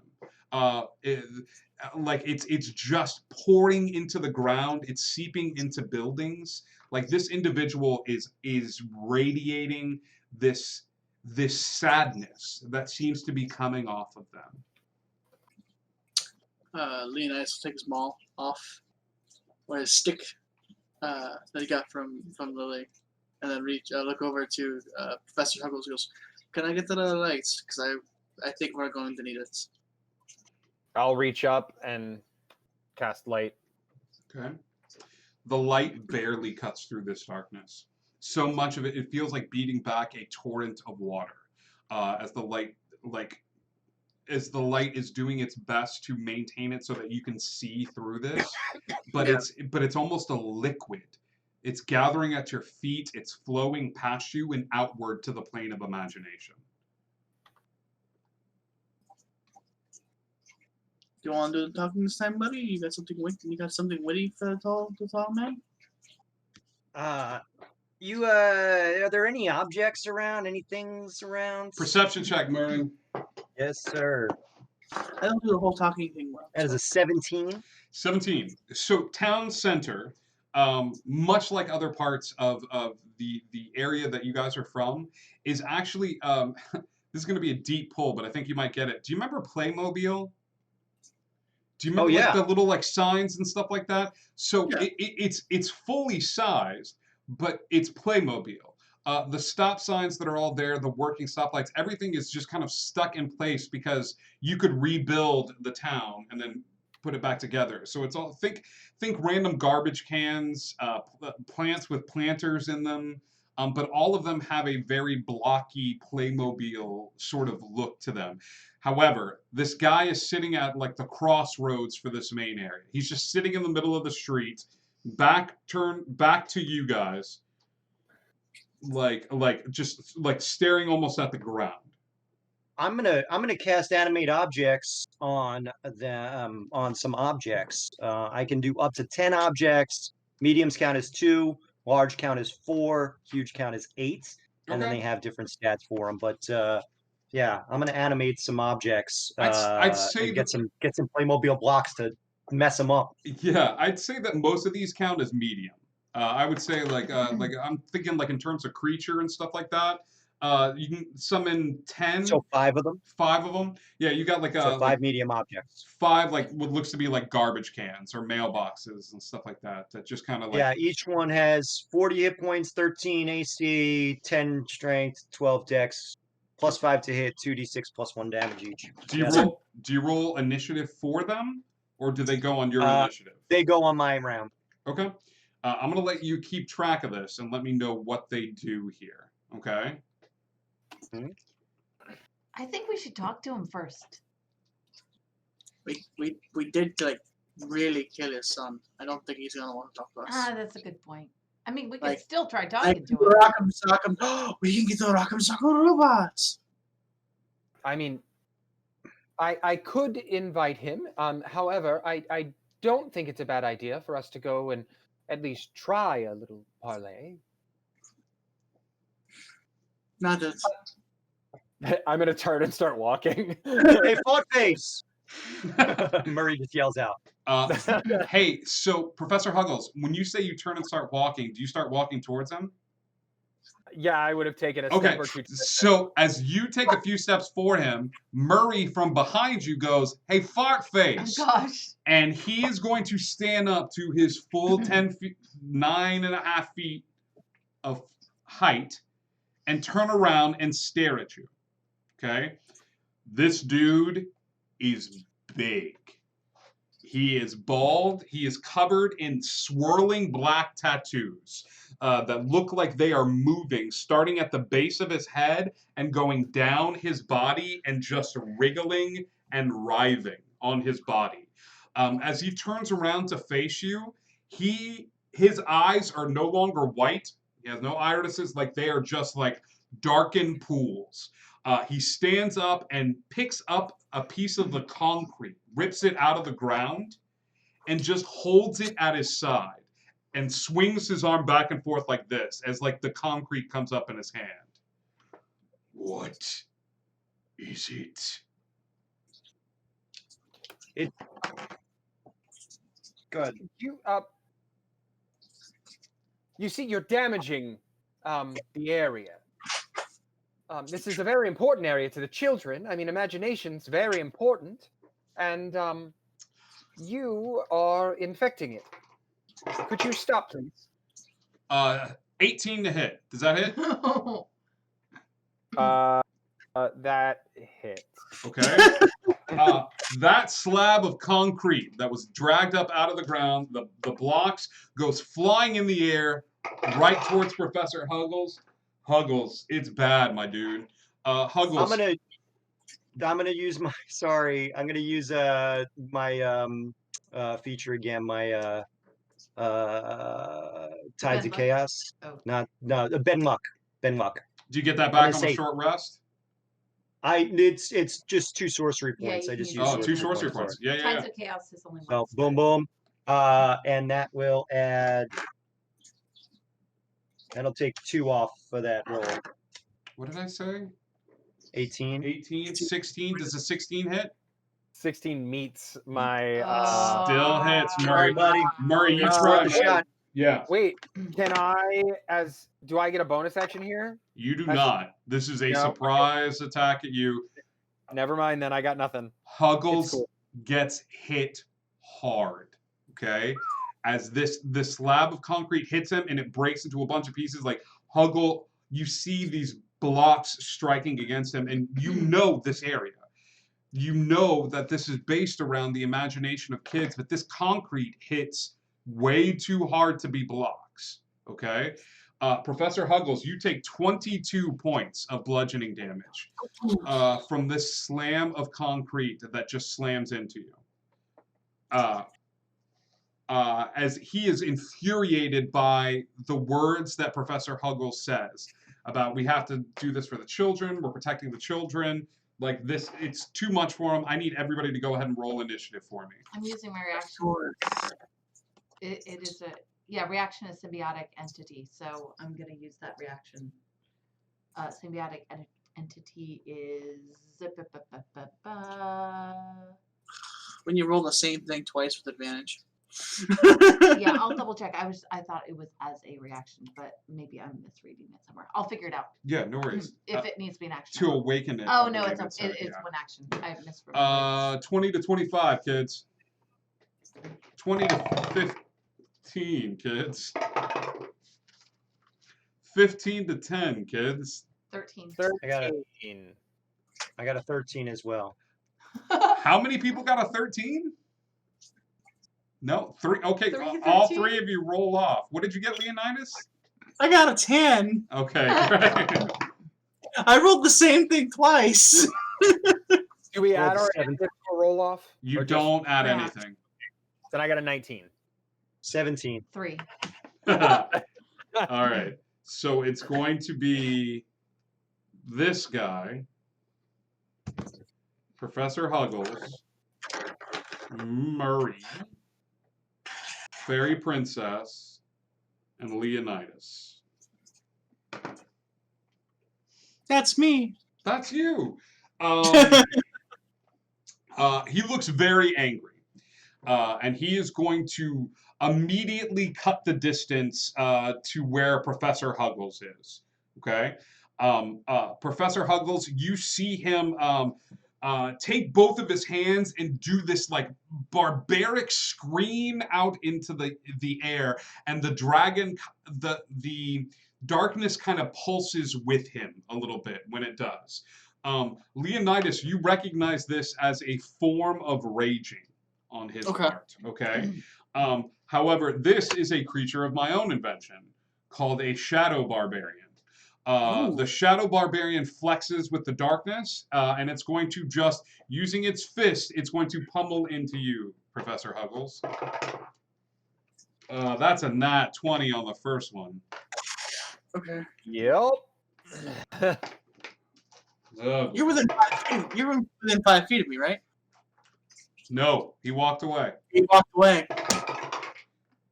Okay, so Professor Huggles, you take 4 points of bludgeoning damage. Okay. And 6 points of necrotic damage.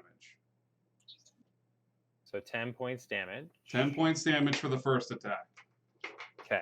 Here's the second one. 15 to hit. 15 does not hit. Yeah, that big meaty fist goes swinging around, and it's got the darkness kind of like collected on it, almost like brass knuckles. That first one connects with Huggles, and Huggles is not looking good, guys, as he goes like flying backwards. But that second fist, Huggles manages to kind of hit the ground really quick, and that fist goes flying out overhead. As it does, he throws up a dome around him and Professor Huggles of darkness. Okay? So there is a dome. It is not impenetrable. It is by any means. Professor Huggles, you can still see him, but in order to get to see him, you're going to have to get a little closer than you are. Okay? The dome doesn't look very big. It looks like a 10-foot dome that's kind of surrounding him and Professor Huggles. Okay? Got it. Got it. That is his turn. Professor. I am going to cast Summon Celestial Spirit. Okay. And one of those paper plate angels appears in front of me. Okay. With like, you know, the full pipe cleaner arms, like the whole nine. And it's going to stand directly in front of me. And then that's my turn. Then it gets a turn immediately following mine, correct? Correct.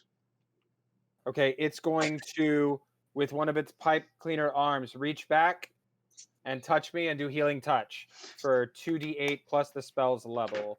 Okay. Oh. What is the spell's level? I'm sorry. It should be the spell of what? You cast this at level 5. Yeah, okay. So 2d8 plus 5.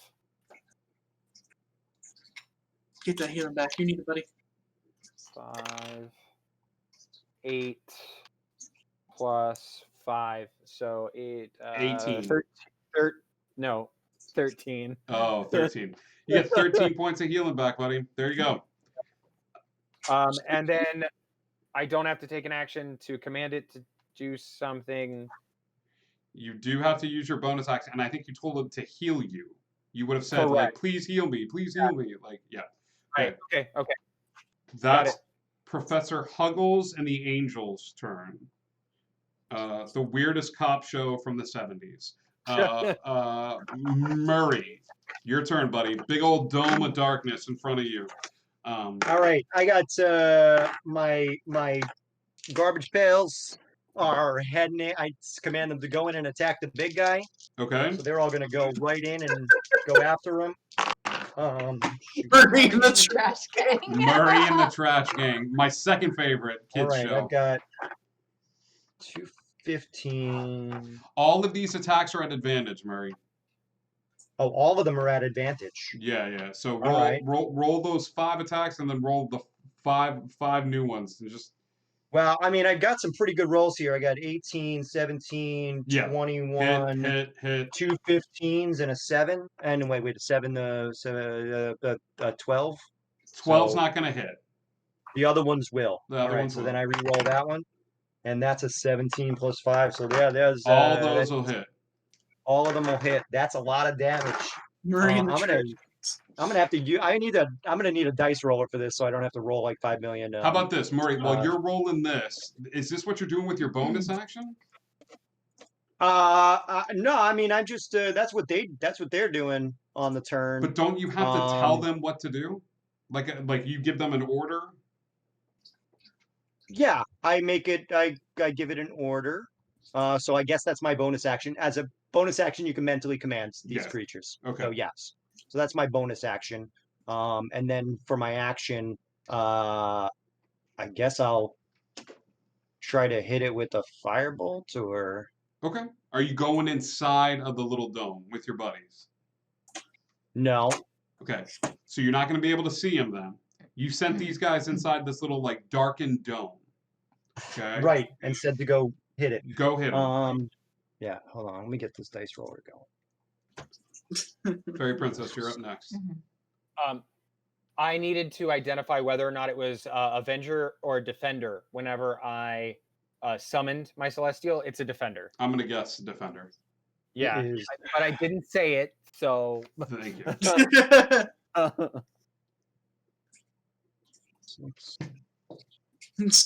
Murray snaps his fingers. Get him, boys. Take out the trash. I'm a trash man. 29 damage plus. Wait, hold on. There's the pluses on this thing. These guys are doing some good butt kicking right here. Yeah. So that's 5 hits. So that's 34 damage from my garbage cans. Okay. He's going to take 17 points of damage.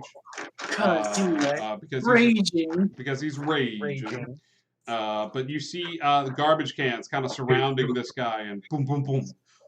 What are you doing with your action, Murray?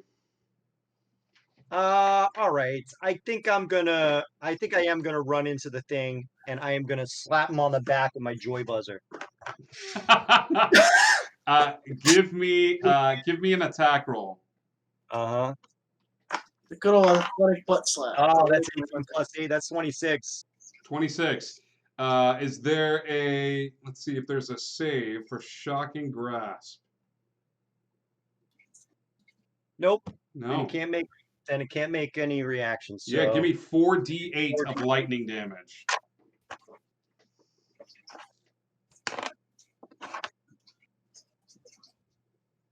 $20. That is not halved. As his back arcs with electricity. Congratulations, Murray. You got his attention. That is Murray's turn. Fairy Princess Rainbow Unicorn. I figured out what the reaction thing was. It's the thing I keep forgetting about, which is my Halo of Spores. Now, my clarification question is, it says anytime a creature moves into a space within 10 feet of you or starts its turn there, yes. Does it count if I move into his space? It does. Okay. So what I want to do is I want to use my movement to get into his space. You're going in the Dome of Darkness Yep. as well. I'm going to use my action to activate my spores, my symbiotic entity. Okay. So I get double damage on that reaction. Correct. And so I also get that 32 temporary hit points. Yes. And hopefully just by moving into his space, he's going to take some of that fungal damage. If he fails the con save. If he fails the if con he save makes of the fif- con of save, 15. he doesn't take any damage. Okay. So he needs to make a con save of 15 On his turn. on his turn. Yes. Yes. Okay. Okay. You doing anything else? That's all I can do. Leonidas. Okay. So he sees the whole like ring go up, and he pulls out the stick, and he's like, I can do that too, and he rages out. And he walks in. He just walks in because this is his job. This is what he does every night. And he saw that Huggle took the first hit. I don't think he saw the second one in the dome. So he's like, he pulls out the finger trap. He goes, "This is between you and me. Like this is what I do every night. You're just nothing. You're just another shadow in the door." And they finger traps him. Okay, finger trap. Boof. Finger trap goes off, and you guys are stuck until the end of his next turn. He can attempt to grab. At the end of your next turn, then he can start to attempt to undo this grapple. But magical bands erupt from the finger trap, holding him in place, but also holding you in place as well, Leonidas. That's fine. Let me roll that mild magic table. Give me something good. Give me something good. What is number 7? Number 7 is shadows weave around your weapon that you're holding. Until your rage ends, your weapon deals psychic damage instead of bludgeoning and piercing. That's gonna help a lot. It also gains a light and thrown property in a normal range of. If you drop the weapon, it dissipates and immediately returns into your hand. Okay. Oh. There you go. So everybody, just so I'm clear, is underneath this dome, correct? Yes. Yep. Yeah. As you are underneath this dome, he looks beaten up, and then he lifts his head and begins to smile this evil, cruel smile, and the dome begins to rain darkness. Like little drops of it begin to fall over your bodies and every individual in the space. Murray, Okay. I need a collective roll for the garbage cans and for you. Professor Huggles, I need a con save for you and your angel.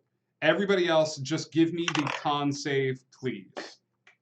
I get advantage on con saves because of. No, you get advantage on con saves to maintain concentration. You do not get advantage on all con saves. I get advantage on con saves against spells and other magical effects. You get an advantage on this con save. And then also on my. Yeah, I got a 7. I got 19 for me. Okay. Oh, yeah, no, the garbage pail did not save. And then my concentration is good. 17. 17. Yep. Leonidas, you make it. Leonidas, whoever made your con save, you take 6 points. No, if you made the con save, you take 6 points of necrotic damage. Okay? If you made it. Okay? If you failed this save, you take 12 points of necrotic damage. Okay? And you take a point of exhaustion as the happiness is leaked from you. It is taken from you as these drops of darkness fall on your skin and on your body. You feel the weariness of the day hit you, and you take a point of exhaustion. What that means is any skill checks that you make while you are exhausted are going to be at disadvantage. So all ability checks. That was a bad one. You do. You're fine. You take the 6 points of necrotic damage. That's the bonus action. It is now the action. He is pissed at these garbage cans. Are the garbage cans still up? The garbage cans are still up. They got 27 hit points left each. Okay. They are exhausted. Very tired. So that's a 16 versus the garbage can AC. That'll hit. Okay. on his turn, he was supposed to also get damage from me. I'll do a con save for him here in just a second. Does grappling make anything that's disadvantage for him for his attacking? movement? He's held. He Oh, cannot movement, move. okay. He cannot That's chase fair. after anybody. That is 17 points against one of the garbage cans, Murray. Okay, still up, but He's hurt. He's going to keep swinging away at that one garbage can then. 18 to hit. That's going to hit. go hit. This is 19 points of damage against that garbage. Crushes the garbage can. Yeah. Done. That one's dead. Murray, anybody who had a concentration spell, give me con saves to maintain concentration. I did. Okay, Professor Huggles, this would be the one at advantage, and then he's going to give you a con save. It's a nat 20 on con. Never mind. Sorry. Should be. Oof. All right, that is his turn. It is not feeling good to be here in this like darkened area. Okay, Professor Huggles. So I got a 7 on my con save, so my angel's gone. Okay, your angel Nothing, right? your angel disappears. Poof, you lose Okay. concentration. So that changes everything I was gonna do. Give me 1 second. Sorry. It's okay, buddy. He can't go anywhere. You can leave. Yeah, I'm gonna back out of the dome and cast.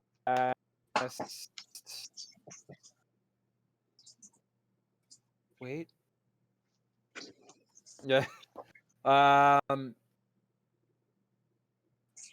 Sorry. I had a whole plan and it's gone. How about this, Professor? Professor, I'm gonna let Murray go, and then I'm gonna drop you in underneath him. Okay? Yeah, do that. Murray, Do that. you're up next. You got the garbage cans with you. Going to use your bonus action to keep the 4 other ones attacking. Yep. Okay. Yeah, and those 4 are gonna attack now. 19. That's a 24. 24. These are not with advantage, right? These are not I with get advantage. Okay, so 2 hits, 2 misses. I'm guessing. Yeah. It's a 11 is my. Yeah, that's not going to hit. Hmm.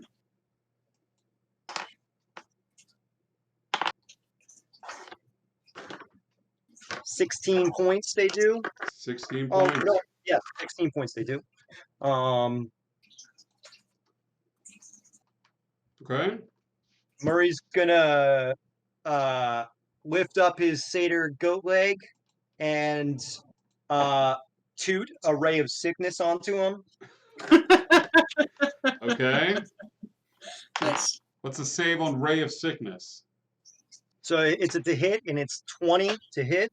Okay. And that's gonna do 2d8 poison. That's 12 poison. And he has to make a con save or he's poisoned till the end of the next turn.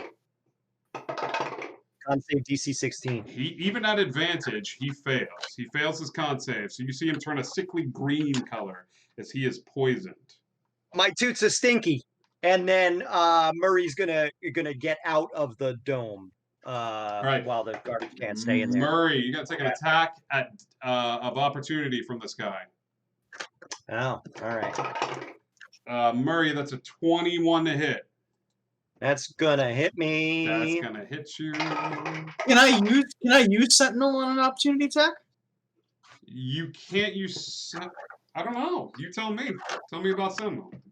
It just and it just says Is it if it attacks any? creatures provoke a opportunity attack when they even if they disengage when a creature within 5 feet of you makes an attack against a target other than you, you can use a reaction. So Yeah. it doesn't specify attack. It just So says when someone does it. As soon as Murray gets hit by this attack, you can just reach out and smack him. It's just like, hey, you're you back pay with attention me. to Like, me. Yeah. Murray, you take 11 points of damage. Okay, I'm gonna roll a Constitution save saving throw. with advantage. No, this is not an advantage. This is not a magical effect. This is just you. I'm a warcaster. You're a It's warcaster. Constitution. Okay, that's an advantage. So that's 21, Yeah. 22. Yeah, that's insane. Yeah, that's amazing. Yeah, Murray, you managed to maintain concentration and back up away from this thing. Give me a hit, Leonidas. 17. 17. 17 hits. Roll damage. And that is because I'm rating as +3, so 19 points of necrotic. Or excuse me, not necrotic. It's Psychic. It's force. Psychic. That's what it is. Psychic. 19 points. 19 is psychic. Okay. He is still looking angry and ready to go. Professor. Yeah, so I'm going to. I've already stepped out of the fog or out of the dome. I'm going to cast Guardian of Faith. Okay. My Rock'em Sock'em is going to appear overlapping the dome. So when you cast Rock'em Sock'em, you go to cast it inside of this dome. Rock'em Sock'em actually appears above it. So as you step out of the dome and you cast, it's there, but it's not. It's like it's almost like you pushed it and the dome forced it up above. Got it. Okay. I mean, it can stay there for now. Yeah. Wait, how high is this dome? We'll say 15 feet in the air. Like 15 feet up. Okay. And how tall is this creature? I know where you're going, and I love where your head is at. Unfortunately, due to the magics of this dome, like because you can't see it, like if you could figure out a way to get the dome to drop, which is a possibility, right? I will allow your Guardian of Faith to fall with it, but right now he is. Got it. Yeah.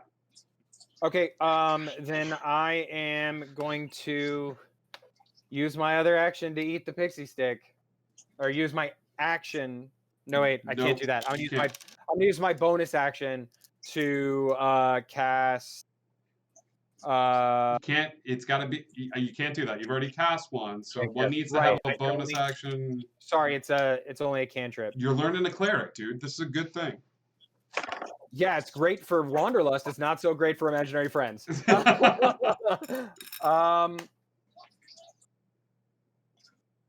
So I can't do anything. Enjoy, you guys. Professor Huggles gives a sound of "You've got this." I think that's it. A fairy princess. Okay, activating the dinosaur, is that a bonus action or a full action? Full action. Okay, I'm not going to do that yet then because I'm going to try to dispel magic on the dome. Okay, so you're inside the dome. Yes. And you are going to dispel magic. Yeah, absolutely. I'm going to try. Give me a roll for dispel magic. Usually these go very well for you. Well, we'll see. That is okay. That would be using the spell attack, not the modifier, right? Or is that modifier? Which one are you? On a solo level, the DC equals 10. Because it's 10 plus the spell's level, but it's a save for you. Like if it's a third level spell that the dome is. Your spellcasting ability, so it's a right? +4. Okay. So I roll for it, or you have to. You okay. roll for it. All right. Oh crap! I wish I hadn't used that 20 earlier. No, that failed. Unfortunately, totally 100%. Unfortunately, the spell's magic is just it's a little too powerful, and the fairy princess rainbow unicorn concentrates very hard. Pointing your fingers towards it, like the spell maintains its hold. Yep, and that was my one shot at that guy. So I'm using my verbal to say, well, that didn't work. I tried to get rid of it. I don't have another shot at that. If we're going to get rid of the dome, we got to find another way. Okay. I've got an idea. Okay. Leonidas, it's a good thing you have another idea. I have another idea. Got a 10-foot dome. It's 15 feet high. It's fine. We can't go anywhere. Me and him are kind of locked where we are. Correct? Until the end of this turn. So that being said, can I burn my action to almost like I'm stand your ground, like toppling, like just kind of try to like force him to the ground. You know, when you used to like play as kids, when you played as a kid, you tried to push each other and try to hold your line, and then eventually you just kind of go down in one way or another. I will say this. This will be a contested strength contest between the two of you, and he looks like a beefy boy. I've tried to describe how tall and strong this gentleman is. He's feeling confident. This is his day job. Okay. Or night job.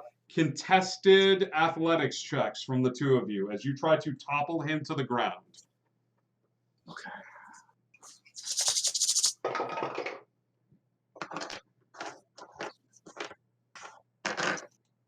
You want me to say it first, or do you want to say it?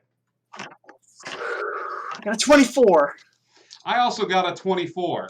So, so let's do this. Straight up roll off, okay? You guys are at a stalemate, and you're at this tension spot, or I'll have it so that he cannot use an action, and you cannot use an action this turn, as you guys just maintain this hold on each other. You have the potential to win or lose here and knock him over. Or I can make it so that you guys are just stuck at this stalemate. No, he wants to knock him over because his plan is if he knocks him over, his head will pop out of the dome and drop the dome. Okay, let's do it. High risk, high reward. 17? I got a 7. So yeah, you push him out, okay? And as you do, his head sort of like pushes against the barrier, and Leonidas and this big guy like fall down. So the dome breaks, okay? Unfortunately, when the dome breaks, there's another cascade of that dark material, but it's Fairy Princess and Leonidas are the only ones still left in this space, including the garbage cans, right? And the garbage cans, yeah. Okay. So we'll do this. I need con saves from everybody that's still underneath the dome. 13. 19. Oh, they failed. They failed? Okay, they're going to, all the garbage cans are going to take another 15 points of damage. Okay? Okay. Leonidas, what did you get? I got 13. Okay, so you take a point of exhaustion. Yeah. Is that 2 for you? No, this is 1. Okay, okay. Fairy Princess, you're good. You only take 7 points of necrotic damage. And I take 15 points of necrotic, correct? You take 15 points of necrotic damage. But the dome is no more. I'm aware, Professor Huggles, calm yourself, please. Please calm yourself. When the dome breaks, the cradle will fall, and down will come Rock'em and sock 'em all. Rock'em Sock'em falls down, putting him within the 20-foot radius. What is the save for your Rock'em Sock'em robot? Dex 15. Dex 15. At advantage because Leonidas has pushed him to the ground. Yep, he fails it by 1. 14. Okay, takes 20 points of radiant damage. 20 points of radiant damage. The radiant damage seems to be doing a little bit of extra oomph to this guy. You guys have done a collective 171 points of damage since the fight started. Wow. That's the good news. The bad news is it's his turn. Okay. And Leonidas is standing on top of him. He's going to need to make another save. Is he still within 10 feet of me? He is still within 10 feet. He's going to need to make another save. That is an abject failure. Yay! Pile on, baby, pile That on. is going to be 6 points of, gosh, what kind of damage is that? Spore damage? I'm checking. That's necrotic damage. Oh, yes. Okay. Which he might be immune to. Crap. He's not immune no. to. He's definitely He's just resistant resistant to it. That's Yeah. kind Hey, of- man. 3 points is 3 points, you know. It's kind of his deal. It's kind of his deal. Necrotic is kind of his deal. Okay, he is going to... Yeah, man, he's going to do this. I need a strength saving throw from Leonidas. Got a bus. Strength save. +9. 17. Nope. 22 is the number we were looking for. Is he's going to pick up Leonidas and just chuck him at the nearest building. Like up above his head, just slam him into a building as hard as he can, hoping to just like to knock him down a little bit, knock him down a peg. Leonidas, you take. That's a lot of damage. That is a lot of damage. You take 34 points of bludgeoning damage as he picks you up and just kind of slams you in to the building. Is that already halved? That is not already halved. Okay. So 17? Yep. 17 points. And then Fairy Princess, for you, he is just going to... What's he going to do? He's just going to hit you hard. He's just going to backhand you. Right across the face. You're right there. Fairy Princess, 17 to hit. Yeah. Okay. I'm going to look indignant. You look very indignant, taking your 14 points of bludgeoning damage across the face. Oof a doof. And you scoot back a little bit, and he kind of turns around, and he's breathing heavy. Yes, Professor? Question. We had set up the protective bond with the Rainbow Fairy Princess Unicorn last time. Is that still in effect? Because if it is, she can use that reaction once every short rest. Just saying. She has already burned her reaction with the spore damage. Okay. But well, heads up, it's a thing. It's there. Murray and Professor, he's not looking good, but he's still dealing out a bunch of damage. Got it. Professor, it's your turn. Yep. So I am going to use my Kidspiration to take a swing with the Mace of Disruption. You're going to run forward and give me a swing. Okay. Give me double damage on this one. Got it. So that is 1d6 plus 3. Wait, he just took a swing at Leonidas, right? No, he backhanded Fairy Princess. Oh, no, so he hit somebody else. Yes. Sneak attack. Are you a rogue? Oh,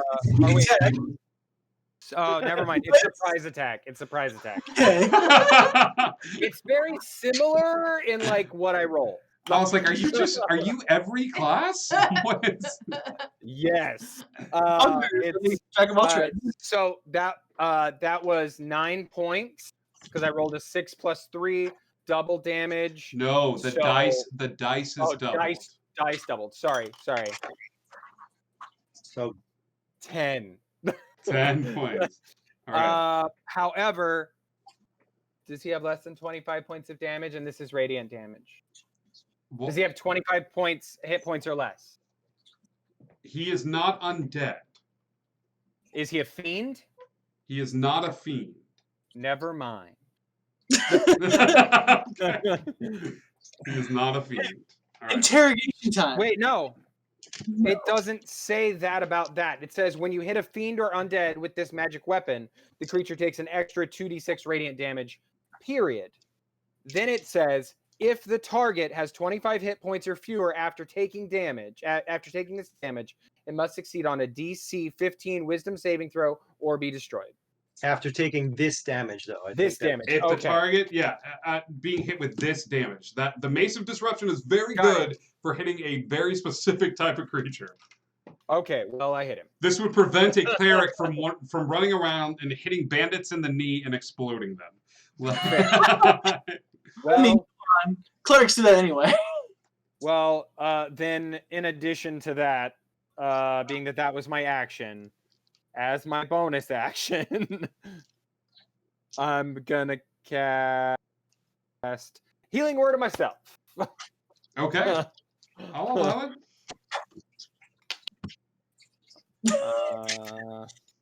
Nice. You're too far away, dude. He threw you. No, I'm just saying. I'll allow it. Thanks. No, I'm somewhere. I'm in Mega Block, prison at this Right. point. 4, 6, 10 points of healing.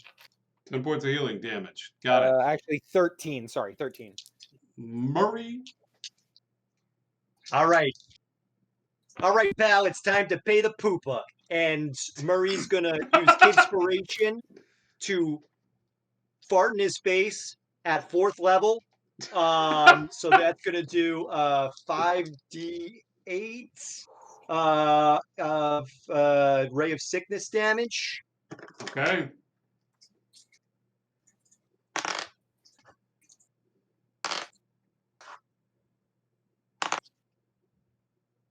$28.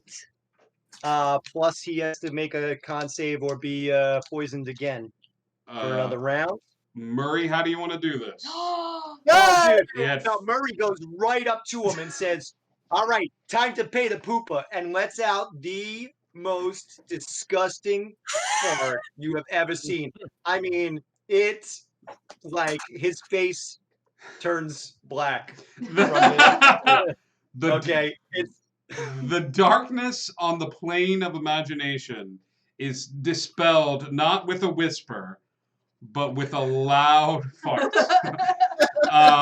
As the creature is taken aback by this and does not scream out in pain or terror, but instead starts laughing. And the figure in front of you begins to shrink. Lower and lower and smaller as this gigantic hulking giant of a man, the tattoos begin to recede as the darkness flows out of him and away from him until he keeps going, until before you is just an ordinary boy that is laughing uproariously at what just happened. And he's like, he looks at you and he's like, "Oh man, that was great." He's a little kid. He's like shirtless. He's really muscular for a kid. But he's just kind of standing there and he's kind of laughing at you at what you just did. I say, "You like that? Try this on," and I sprinkle some dust from my bag of pixie pranks on him. Yeah. And it's where's my D8? Where's my D8? Oh, it's oh no, I have to look at the other one because I made my own. Yeah, rules before you guys as a little kid, and not only that, but he's got like a club. You know what I mean? Like he's got this like, you don't know where it came from, but he's got a big smile, big heart. It looks like, and he's just kind of smiling as the darkness that was surrounding him begins to like almost melt into the ground and away from this spot. All right, I sprinkle this pixie dust, and his hair turns into a rainbow-colored clown afro. He like picks it up and he like loves it. Like he's like feeling it and stuff like that. And he's like, "This is the best day of my life." He's like, "I'm really sorry for attacking you guys." Wait a minute. This was a very sudden personality change. You want to explain yourself? Oh yeah, I was in this place. It was really weird. I was trying to find my friend Affy, and then this darkness came in and like surrounded me, and I didn't really have a lot of friends growing up, and it convinced me to just like be sad and angry about it. But he's like, "It's really nice to meet you. I'm Timo," and like Timo reaches a hand outward and grabs your hand, fairy princess, and he squeezes a little too hard for a little kid. Like he just doesn't know his own strength, and he's like, "Yeah, I mean, I never really had family or anything. I just like was trying to protect my friend Affy, and then I fell in this pool of darkness stuff. It made me really tired, and I wake up like a couple minutes ago." Well, you do have to watch before you leap. Yeah, no. No.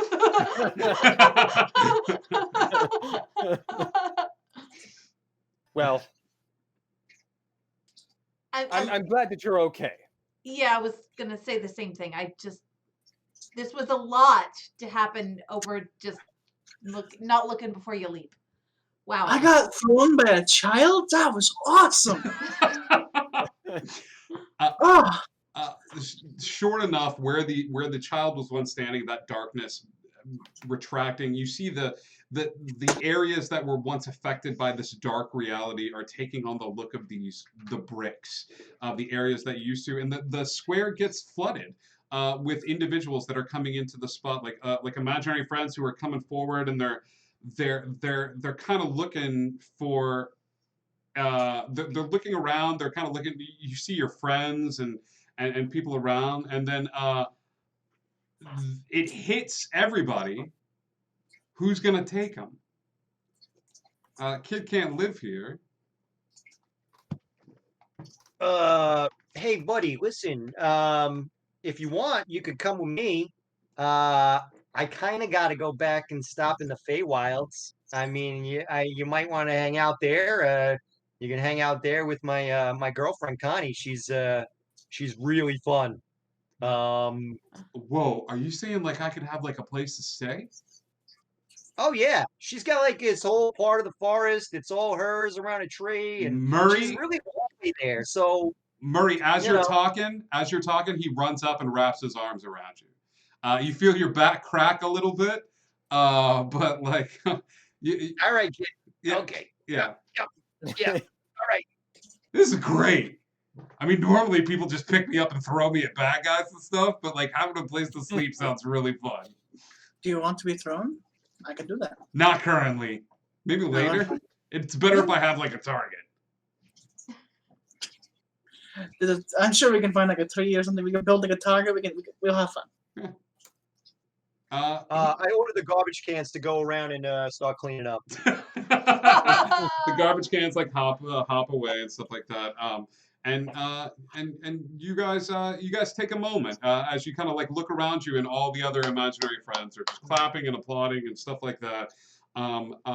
But in this space, a new imaginary friend starts to form because Timo is a kid and Timo needs a buddy.